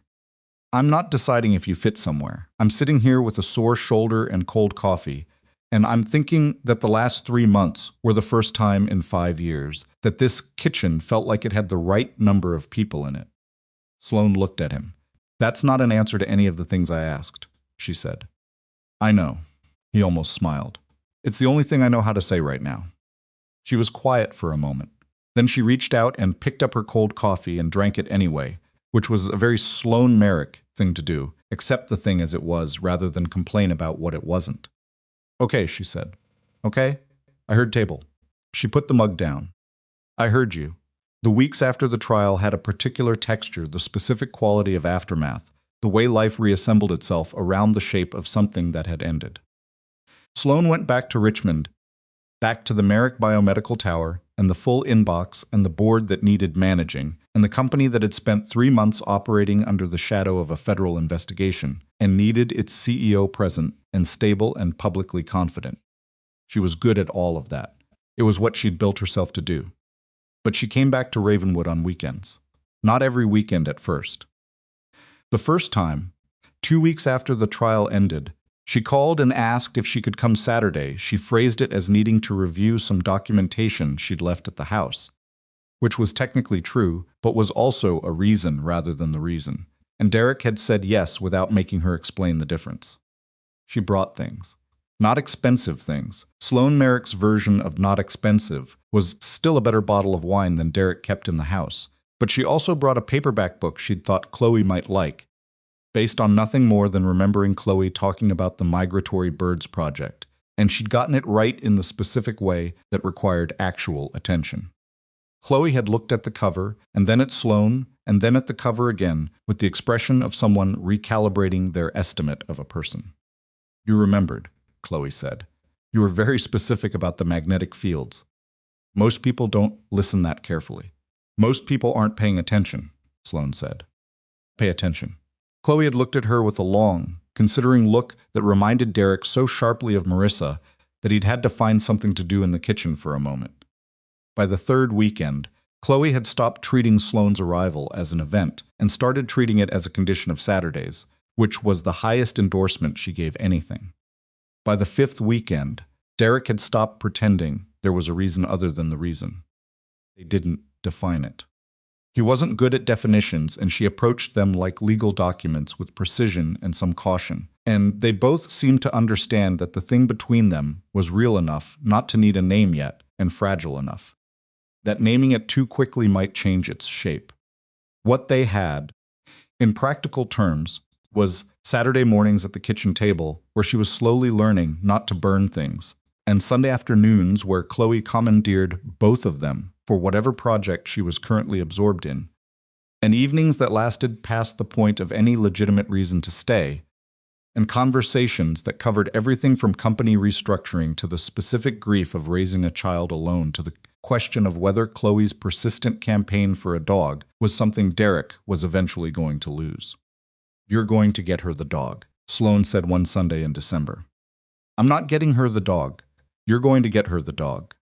I can tell by the way you look when she brings it up." "How do I look?" "Like someone who has already decided and is waiting to admit it." He looked at her. "You pay too much attention," I told Chloe that. It's accurate. The harder conversations happened later, when Chloe was in bed and the house was quiet. Those were the conversations about Marissa, not frequent, but real. First time Sloane asked about her directly. Derek had answered carefully, measuring each word, waiting to see what it cost him to say them. But something about the particular hour and the kitchen and the woman across from him made the cost manageable. He talked about Marissa the way he hadn't, since the first year, not carefully, not with the edited version, but with the actual version. Her stubbornness, her enormous capacity for loyalty that sometimes became its own kind of pressure. The way she'd sung badly and loudly in the car and been completely unbothered by this. The way she'd argued with Derek about small decisions and capitulated on large ones with a flexibility that had always surprised him. She sounds like someone who knew what she wanted, Sloane said. She usually did. He paused. She wanted a dog too, for the record. Then you should definitely get Chloe the dog. That's not... He stopped. Looked at her. You're not wrong. She smiled at that, the real one, not the managed version. I know. In January, Voss called with the final piece. The federal investigation, expanded using the records from the Eastern facility, had worked its way back through the network's operational history and reached the 2019 incident, Marissa's death, with enough evidence to formally reclassify it. What had been recorded as a robbery gone wrong was now established as a deliberate action, ordered by the network's leadership to prevent a property records dispute that had threatened to expose the Ravenwood operations real estate front. Marissa had been in the wrong position at the wrong moment in someone else's criminal calculation. She had been targeted. Voss told Derek this on the phone on a Thursday afternoon in January, standing in his driveway after delivery route, the air cold and thin and very still around him. She told him carefully and completely, and she waited through the silence that came after. Thank you, he said, when he could say it, for the full picture. I'm sorry it took this long. I'm sorry it happened at all. Yeah, another pause. How are you doing, actually? Actually? He looked at the house, the front window. Porch light he'd left on, which he'd started doing when he realized Sloane's car came down the street after dark sometimes, and he liked there to be a light on. I don't know yet. I think I will be. That's something. It's enough for right now. He went inside and sat at the kitchen table alone for a while. He didn't cry. That particular grief had been spent in a different season, and what he felt now was something different from grief. Something more like the closing of a wound that had never fully been allowed to heal because the original information had been wrong. It was not relief. It was not peace. It was something quieter than both of those, the specific sensation of a story arriving at its true shape after years of sitting with a version that had always felt incomplete. Called Sloane. She picked up on the second ring. Derek, what's wrong? Nothing's wrong. He stopped. Corrected himself. Something happened. Voss called. He told her. She listened the way she listened to things that mattered completely, without filling the space. When he finished, she was quiet for a moment. Do you need me to come? She said. He looked at the kitchen, the table. The drawing of the horse, still taped by the refrigerator, joined now by 3 other pieces of Chloe's artwork that had accumulated over the months in the organic way, things accumulated in a house with a child in it. Yes, he said. It was the first time he'd said that to anyone in 5 years, and meant the whole weight of it not a practical need, not a logistical request, but the simple and enormous admission that there was a specific person whose presence he needed in a specific moment, and that he trusted her enough to say so. She was there in 2 hours and 12 minutes, which was faster than the drive from Richmond should have allowed. But he didn't say anything about that. Came in and put her bag down and came to the kitchen and sat across from him, and didn't say anything immediately, which was right. He made coffee the familiar ritual of it, the small mechanical comfort, and they sat together in the kitchen while the January dark pressed against the windows. She knew, he said finally. Marissa knew something was wrong with that property deal. She'd been asking questions. That's why it happened. She was doing what you do, Sloane said quietly. He looked at her. Paying attention, Sloane said, when she should have stayed back. She got close to something because she noticed it and she couldn't leave it alone. A pause. That's not a flaw. No, he's not. Chloe has it too. You know that. God help me, yes. Sloane wrapped her hands around her mug. What do you want to tell her? About Marissa. About what Voss found. The version that's true without being more than she needs at 10 years old. He looked at the table. That her mother wasn't careless. That what happened wasn't random. She was brave, and that brave people sometimes end up in the path of things that have nothing to do with their worth. He paused. And that she's been protected by the same stubbornness ever since. Sloane looked at him. Chloe is exactly like her, he said, in all the ways that terrify me and make me proud. She's also exactly like you, Sloane said, in all the ways that mean she's going to be completely fine. He looked at her across the table. The kitchen was warm. The light was the specific warm yellow of a room where people had been sitting together for a while. Outside, the January wind was in the yard, and the tire swing turned on its rope with the slow, patient motion that he had watched from this window for 5 years, through every season, alone. He was not alone now. Sloane, he said. Yeah, I don't have anything figured out about what this is or where it goes. I've got a sore shoulder, and a kid who's about to campaign for a dog, and a job I'm going to need to think seriously is about changing. And a whole piece of my life I just got back in a different shape than I expected. I know. I'm telling you because I think you should know what your Derek. She said it the way she said his name when she needed him to stop and hear something. I ran a company for 10 years. I was good at it and I liked it, and I was also very alone in it for a very long time. In a way I talked myself into believing was a choice. She looked at him steadily. I'm not looking for something figured out. I'm not a person who needs everything arranged before she can trust it. A pause. I just need it to be real. It's real, he said. Without hesitation. Then that's enough, she said. For right now, that's enough. Upstairs, he heard the specific sound of Chloe shifting in her sleep, the small, unconscious noise of a child who felt safe. It was a sound he'd been listening for every night for 5 years, the small reassurance of it, the anchor of it. He heard it now, and it sounded different than it had before, because the kitchen he was sitting in was different, and the person across from him was different. And the house around him was different in the specific way that happened when the people inside it changed. Not replaced, not rearranged, added to. He reached across the table and she met him halfway, which was not a grand gesture and was not a declaration, and was not the kind of moment that gets described in certain terms. It was just 2 people at a kitchen table in January, both of them imperfect and tired and still carrying things, choosing to be in the same place at the same time. And for the first time in 5 years, the empty chair at Derek Halston's table didn't feel like a wound. It felt like something that was slowly, carefully, on its own terms, being filled. The dog's name was Captain. Derek had not planned to get the dog. He had maintained, through January and February and most of March, a principled position against the dog's reasonable objections, all of them about responsibility and scheduling, and the particular chaos of adding a living creature to a household that was already navigating more change than he'd managed in the previous 5 years combined. He'd made these arguments clearly and consistently to Chloe, who had listened to each one with the patient attention of someone who understood that her father's objections were the last stage of a process that had already reached its conclusion. Sloane had not campaigned for the dog.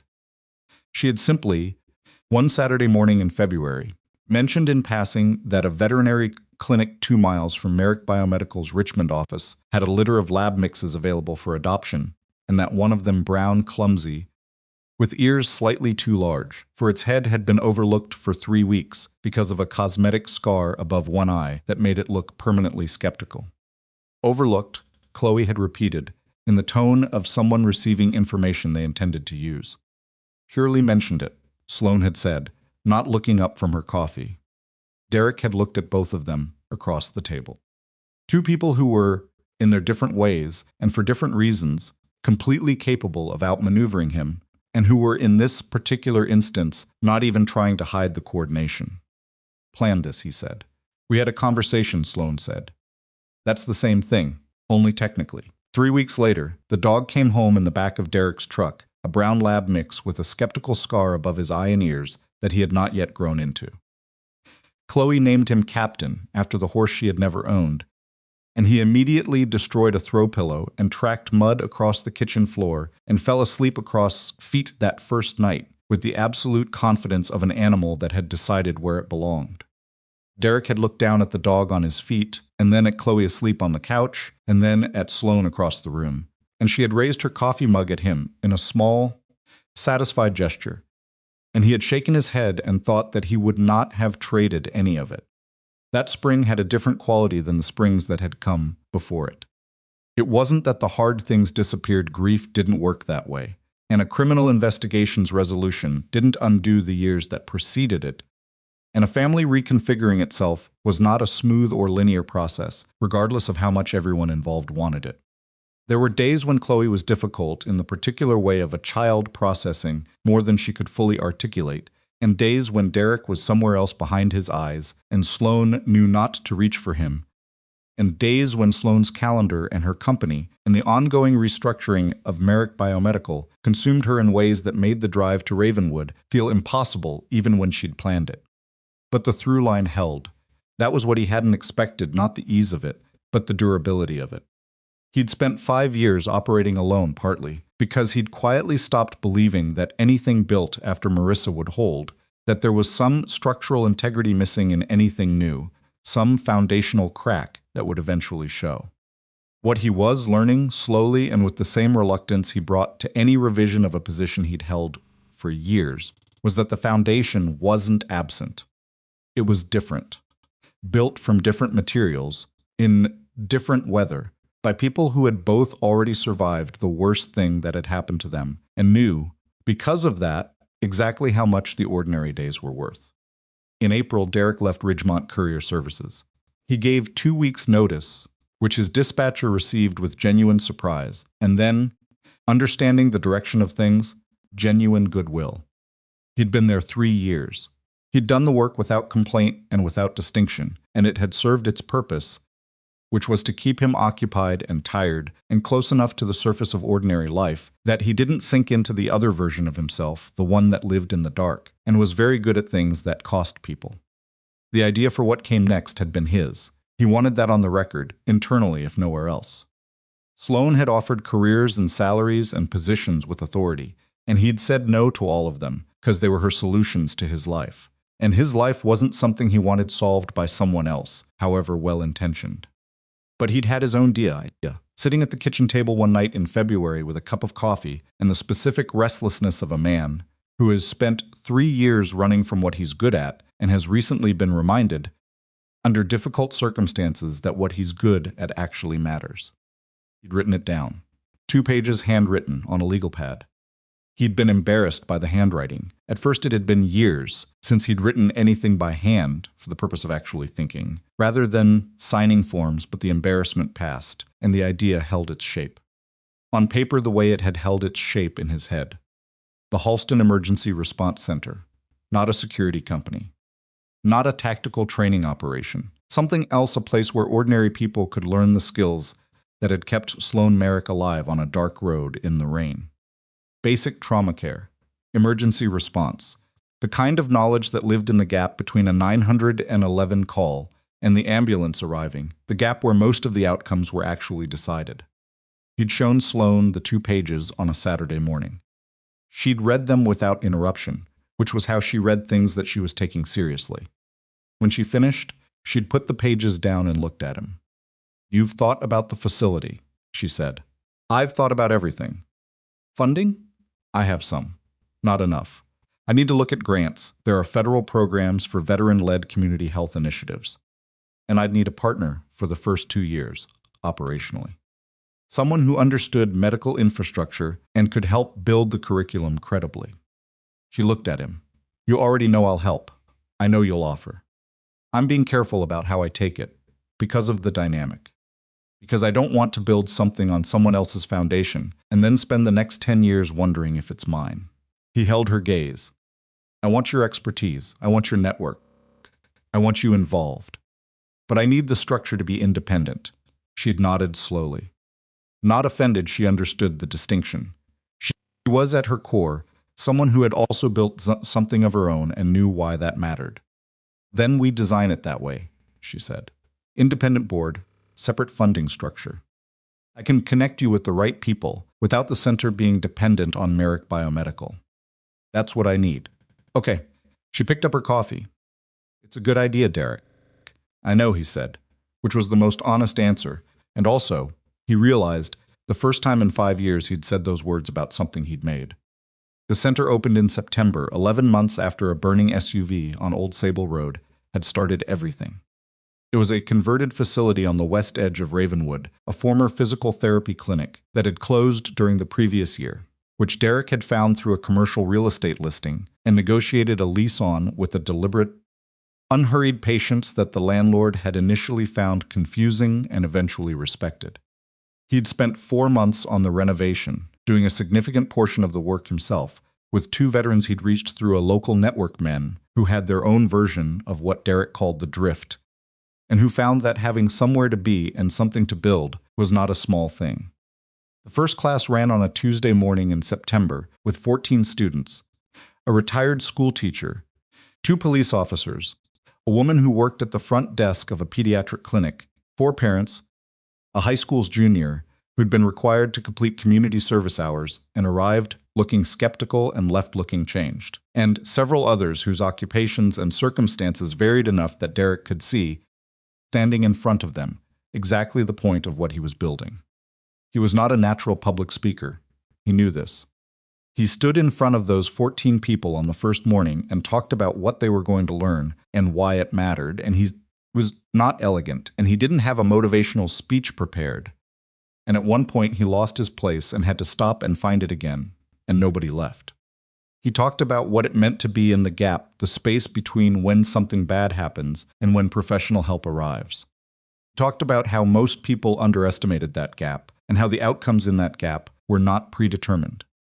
He talked about a woman on a dark road in the rain and what the 11 minutes before an ambulance arrived had meant, and he didn't say her name because she hadn't asked him to keep it private, but because it wasn't necessary. The point wasn't the specific story. The point was what the specific story proved. Sloane was there that morning. She sat in the back row, not in a way that called attention to itself. She'd arrived early and taken the last seat on the right, and she had her phone in her jacket pocket, and it was on silent, which for Sloane Merrick was the full expression of I am present and nowhere else. When Derek finished talking and moved into the first practical module, she watched him work and thought about the man she'd seen in the rain, the precision of him, the economy of motion, the absence of panic, and understood that this was what he'd been made for. Not the 9 years of classified operations, and not the 3 years of delivery routes, and not the intervening work of simply surviving, but this, standing in a room full of ordinary people and teaching them that they were more capable than they thought. Chloe came after school on Tuesdays and Thursdays, which were the days Derek ran afternoon sessions. She did homework in the small office at the back and occasionally wandered out to watch. And the students who had been told she was the director's daughter and was to be treated as furniture gradually stopped being able to treat her as furniture because she asked questions that derailed the lesson in productive directions. By October, she had a specific seat in the front row on Thursdays that nobody took without anyone having established this rule explicitly. Captain came on Thursdays too. He was not a therapy dog and had received no formal training and had the focused attention span of a creature who found every smell in a new room personally significant. But something about his presence in the space functioned the same way a good therapy dog's presence did. It lowered the room's anxiety level. And people who were nervous about learning medical procedures in front of strangers were measurably less nervous when there was a dog with a skeptical scar on its face sitting calmly nearby. Derek attributed this to luck. Sloane attributed it to the dog's character. Chloe attributed it to the fact that Captain was simply very good at being in a room, which was a quality she admired. The months had built something without them quite tracking the construction. That was what Derek kept coming back to, not the dramatic moments, which he'd had enough of and which were not, he'd found, where life actually lived. It was the accumulation, the specific weight of ordinary days placed one on top of another, each one slightly different, each one slightly easier than the version of that day that had come before it in previous years. He and Sloane had not rushed anything and had not defined anything on a schedule, and what they arrived at had the quality of something that had grown rather than something that had been planned. They were together, that was the simplest way to put it, and also the most accurate, and the togetherness had expanded gradually to include most of the structure of their daily lives without either of them having declared a tipping point. Sloane kept her Richmond apartment. She was in Ravenwood most weekends and some weeknights, and on the weeknights she wasn't there. She and Derek talked on the phone with the comfortable disorganization of people who don't need the call to accomplish anything. Chloe had stopped noticing Sloane's arrivals as events and started noticing her absences, which was, as Derek understood it, the actual measure of belonging. In November a year, almost to the day after the verdict in Crane's trial, Chloe came to Derek on a Sunday evening and sat across from him at the kitchen table with the particular posture of someone who has been rehearsing something. Put down what he was reading. Go ahead, he said. She put her hands flat on the table. I want to ask you something, and I want you to tell me the actual answer and not the dad version. Okay, are you and Sloane going to get married? He looked at his daughter. 10 years old, she'd be 11 in January, and she had Marissa's direct gaze, his stillness, and her own particular quality that belonged to neither of them. Some third thing that had assembled itself from the combined materials and arrived at something new. I don't know, he said. That's a dad answer. It's also the true answer. He paused. Why are you asking? Chloe picked at the edge of the table, a habit he'd been trying to break for 3 years with no success. Because Petra's parents got divorced and now Petra has 2 houses and she says it's okay, but you can tell it's not really okay. She looked up. And I was thinking that if you and Sloane, if she was going to be here all the time anyway, it would be better if it was on purpose. So it wouldn't come apart. He sat with that for a moment. Does that make sense? Chloe said. I know it's not just about whether it comes apart. Makes sense, he said. It also makes you sound about 35. She almost smiled. I'm just saying I wouldn't mind. If you were thinking about it, I hear you. Okay. She got up. Started to leave. Stopped at the door. Also, Captain ate my math homework. I know. I'm saying it anyway because Mrs. Patterson will never believe me. She disappeared. He sat at the table and looked at the window, at the dark yard beyond it, at the tire swing turning slowly in the November wind. He thought about what he wanted. He thought about what he'd told Sloane months ago. About the table, the full table, the thing Marissa had wanted, and that he'd quietly stopped believing was still available to him.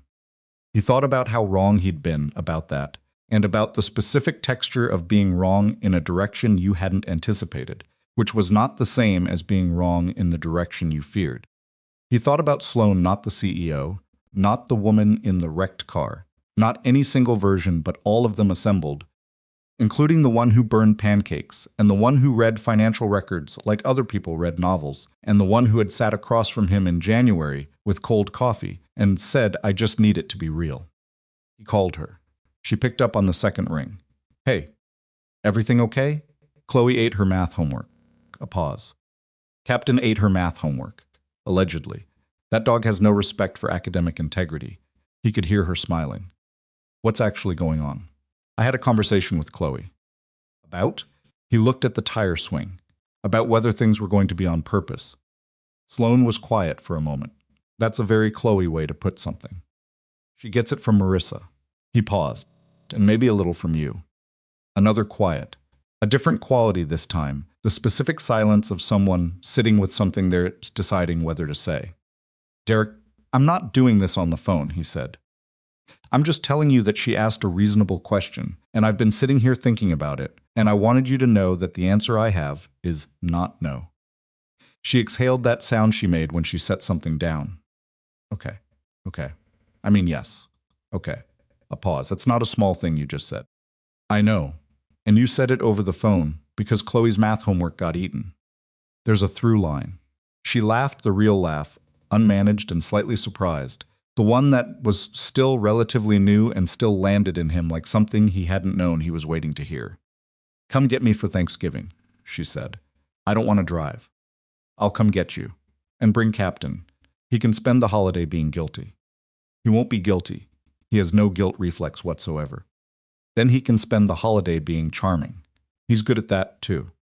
He drove to Richmond the Wednesday before Thanksgiving and brought Captain, who spent the drive with his head out the back window with the pure, uncomplicated joy of a creature for whom velocity and fresh air were sufficient conditions for happiness. Sloane came down from her apartment with a bag over one shoulder and a bottle of wine in each hand, and the particular expression of someone who has stopped pretending they don't want the thing they're walking toward. They drove back to Ravenwood in the specific companionable quiet that had become their version of ease, not the absence of conversation, but its natural rhythm, the comfortable permission to not fill every space. Thanksgiving was loud in the way Derek had forgotten a house could be loud. Karen Sewell came with her husband. Marcus, Sloane's assistant, drove up from Richmond because he had nowhere else to be and had developed, over the months of Sloane's increasing presence in Ravenwood, a specific fondness for Chloe that expressed itself mostly as letting her beat him at card games he was not actually trying to lose. 2 of Derek's veterans from the center came with their families. Captain moved through the full house with the practiced ease of a dog who had identified himself as a social hub and intended to service every node. Derek stood in his kitchen at 3 in the afternoon, surrounded by more people than this house had held since before Marissa, and felt the specific thing he had not felt in 5 years, the feeling that the proportions were right.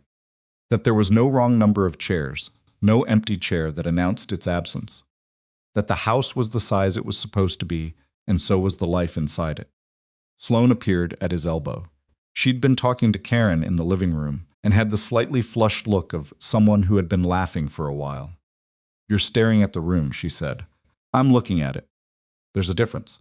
When you're counting things, you're counting. When you're just looking, you're looking." She smiled. "Your daughter said that to me. She's right about most things." Sloane leaned against the counter beside him, shoulder to shoulder, and looked at the room, too. The voices overlapping, the dog weaving between chairs. Chloe at the far end of the table demonstrating something to Marcus with the intensity of a person who had been saving this information for exactly the right audience. "She asked you, didn't she?" Sloane said. "Not a question." "Yes, and you called me." "Yes." She was quiet for a moment. "I've been thinking about it too, for a while. I didn't say anything because I didn't want to. I know, I was going to let you get there." "I got there," he said. She looked at him. Her eyes were bright, and she looked nothing like the woman who had been in that wreck, not because she'd recovered, though she had, but because the person in the wreck had been someone with everything arranged precisely and nothing underneath it. And the person standing beside him now had something underneath it. Had been putting things underneath it for a year, one ordinary day at a time. "I'm not a simple addition to your life," she said. "I know that. I'm complicated and I work too much and I will always have opinions about things that are not my business and I'm not." She stopped. "I'm not easy. I know. And you're not. You're still carrying things. We both are. This isn't some clean Sloane." He said it the way he said her name when he needed her to stop and receive something. "I know all of that. I knew it in January and I know it now. It's not a condition I'm overlooking. It's the actual thing." She looked at him. "I want the real version," he said. "I always did. The complicated, won't stop working, burns the pancakes, pays too much attention version." He paused. "That's the one I want at the table." She was quiet for a moment. Then she straightened and picked up the glass of wine she'd set on the counter and said, with the precision of someone who has decided to stop circling and land, "Ask me then. When you're ready." On purpose, the way Chloe said. "I will. I won't say yes just because you ask. I know. That's partly why I'm going to." She looked at him for a long moment. Something settled in her face, the specific arrival of a person who has been in transit for a long time and has found the place they were moving toward. He asked her on a Saturday in April, a year and a half after Old Sable Road. He did not do it in a restaurant or with a ceremony. He did it at the kitchen table, which was the place where everything real between them had happened, the files. The conversations, the cold coffee and the burned pancakes, and the January night when he'd reached across and she'd met him halfway. He did it with Chloe present, because Chloe was not a detail in this story and had never been, and because Chloe deserved to be in the room when her father built the thing she'd identified before he did. He did not have a speech. He had the question, which he asked simply, and he had the ring, which had belonged to his mother and which Sloane later told him was the most like him of any choice he could have made old. Unpretentious, chosen for the history in it rather than the display. She said yes. Chloe made a sound that was halfway between a cheer and a sob, and then immediately looked embarrassed about the sob portion, which was so precisely like both of them that Derek and Sloane looked at each other and started laughing. And Chloe crossed her arms and said, "I'm not crying. I just had something in both eyes, and that made it worse." And Captain barked at the collective noise from his position on the kitchen floor.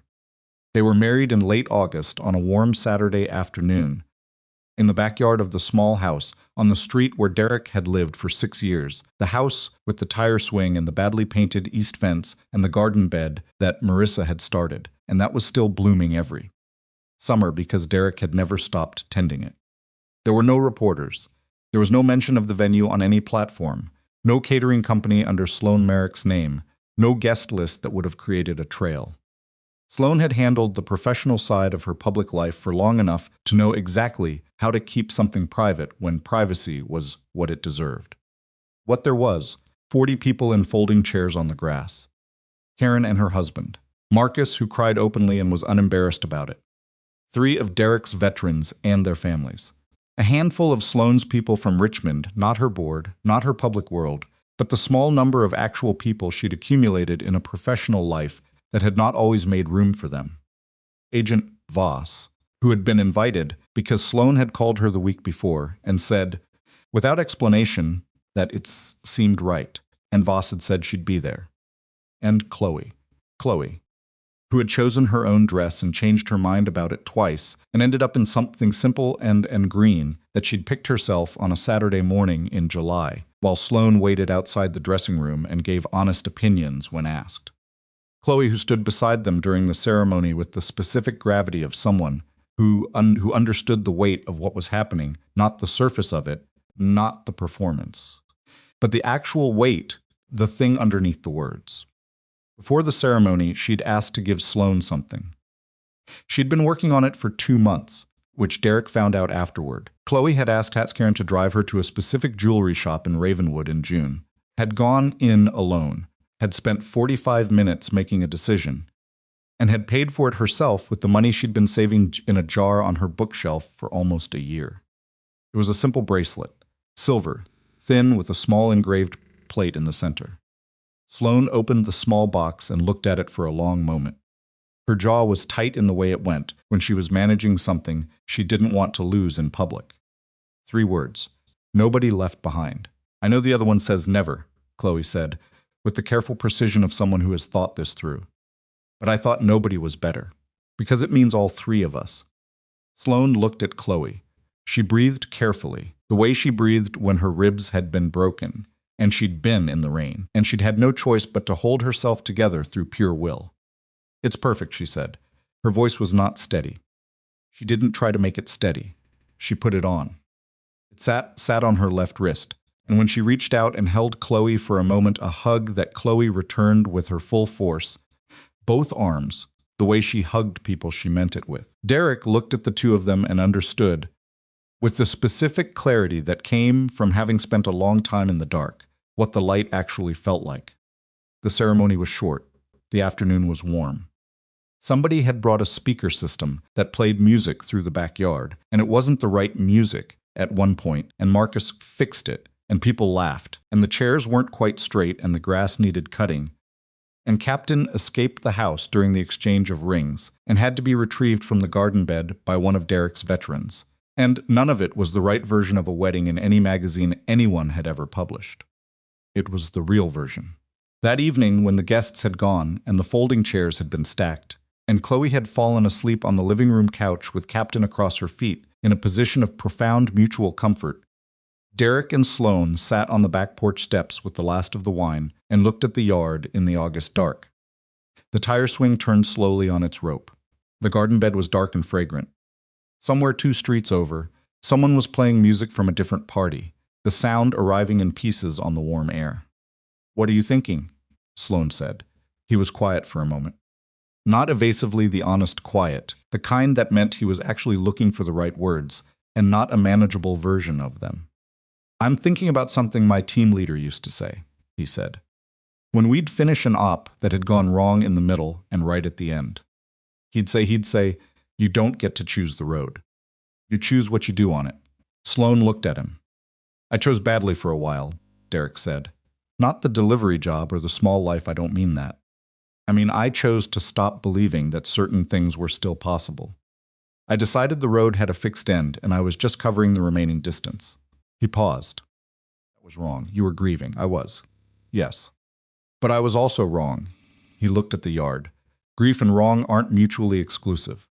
Sloane was quiet for a moment. She turned the wine glass in her hands. I chose to believe that the calendar was the life, she said. That if the company was growing and the company was good, then I was that it was enough. That needing people beyond a functional level was a kind of inefficiency.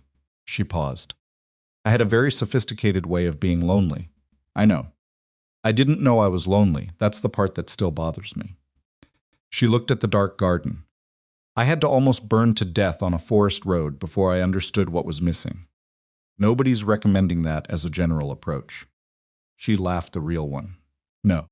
He put his arm around her and she leaned into him. Not managed, not calibrated, just the weight of her against his side in the August dark. The center, she said after a while. What's next for it? Second location, maybe. There's a property in Charlottesville. He'd been thinking about it for weeks. Charlottesville, where Marissa had died, where the road had started for all of them, without anyone knowing it. It feels right. It does, she said simply. Veterans, mostly, for that one. There's a gap in trauma response training for returning service members, and I think he stopped. I'm talking about work, I don't mind. It's our wedding night. I know. I asked about work. She tilted her head against his shoulder. I'm interested in your work. That's allowed. He looked at the yard. Tire swing. The garden that Marissa had started, and that was still here, still growing, still producing every summer the things she'd planted in a different life. He had learned something this year, something he hadn't expected to learn and couldn't have been told, because it was the kind of knowledge that only arrived through living it. He'd learned that loving someone new did not require you to love someone old less, that there was no fixed amount of it, that Marissa was not diminished by Sloane's presence at this table, and Sloane was not made smaller by Marissa's continuing reality in this house and in his daughter's eyes and in the garden bed by the fence. They coexisted. Not peacefully, sometimes grief was not a peaceful tenant, but honestly. And the honesty of it was better than the alternative, which was performing a clean break that didn't exist and calling it healing. He was not over Marissa. He did not think he was supposed to be. He was living forward from her, which was a different thing, carrying her in the direction of his life instead of standing still in the place she had left. And standing still, it turned out, was the one thing she would never have wanted for him. He knew that the way you knew things about a person you had loved completely, not from evidence, but from the accumulated texture of who they had been. Marissa, who had named the horse captain before they had a horse or a dog, who had wanted the full table, who had believed in the specific ordinary life with a ferocity that he'd sometimes found excessive and now understood as its own kind of wisdom. She would have liked Sloane. He believed that with the same certainty he believed other true things. She would have been delighted by their arguments, which were frequent and conducted with complete mutual respect, and usually resulted in one of them being right and the other being gracious about it, with the ratio roughly even. She would have loved watching Sloane sit at the kitchen table at midnight working and then look up and not quite be able to hide that she'd forgotten anyone else was in the room. She would have appreciated that Sloane had, without being asked, learned which section of the grocery store had the specific pasta that Chloe ate without complaint, and had started bringing it on weekends without making anything of it. She would have loved that her daughter had two people at the table who paid attention. Inside the house, through the screen door, he could hear Chloe breathing in the particular rhythm of deep sleep, the dog's slower counterpoint beneath it. She's going to be extraordinary, Sloane said quietly, nodding toward the door. She already is. More so. A pause. She's going to do something none of us expect. Probably at full volume and without asking permission. Obviously. Sloane smiled against his shoulder. She gets that from you. She absolutely does not get that from me, Derek. You drove through a federal investigation, physically fought two men in a corridor, and transmitted classified evidence to a federal agent without prior authorization, all before 10A. That was a specific circumstance. You also opened an emergency training center without any formal institutional support, negotiated a commercial lease at 30% below asking, and taught yourself grant writing from a library book. That's different, is it? He thought about it. The volume thing is still Marissa. The volume thing is absolutely Marissa, she agreed. But the part where she goes ahead and does the thing before anyone tells her she can, that's you. He didn't argue because she wasn't wrong. The music from 2 streets over had stopped. The August night was very quiet now, the way late summer nights in Virginia went quiet. Not the silence of winter, which was absolute and cold, but the breathing silence of a season still warm, still full of things growing in the dark. He thought about a night 11 months ago, sitting in his truck on the side of Old Sable Road, looking at a gap in a guardrail and making a decision in 3 seconds that turned out to be the first real decision he'd made in 5 years. He thought about what would have happened if he'd kept driving. He didn't let himself think about it for long. There was no use in that direction. The road had been there, and the wreck had been there, and the woman's voice had been there, and he had stopped. That was the whole story. You stopped. You helped. You didn't count the cost before it was asked. And sometimes not always. Not reliably. Not in any proportion you could argue was fair, but sometimes the universe returned something to you that you had stopped expecting to receive. You got the full table. You got the tire swing turning in the August dark, and the dog on the child's feet, and the woman beside you on the porch steps, who had stopped calculating the angles and was simply here, weight and warmth and reality, leaning against your shoulder like she'd been doing it for years. You got the ordinary. And the ordinary, Derek Halston had learned at 37, on a wet road in the rain, in the slowest and most necessary way was the whole point. It had always been the whole point. He put his hand over Sloane's on the step between them. She turned her palm up, easy and immediate, and her fingers closed around his. And neither of them said anything because there was nothing left to say that the night wasn't already saying for them. Tire swing turned. The garden breathed.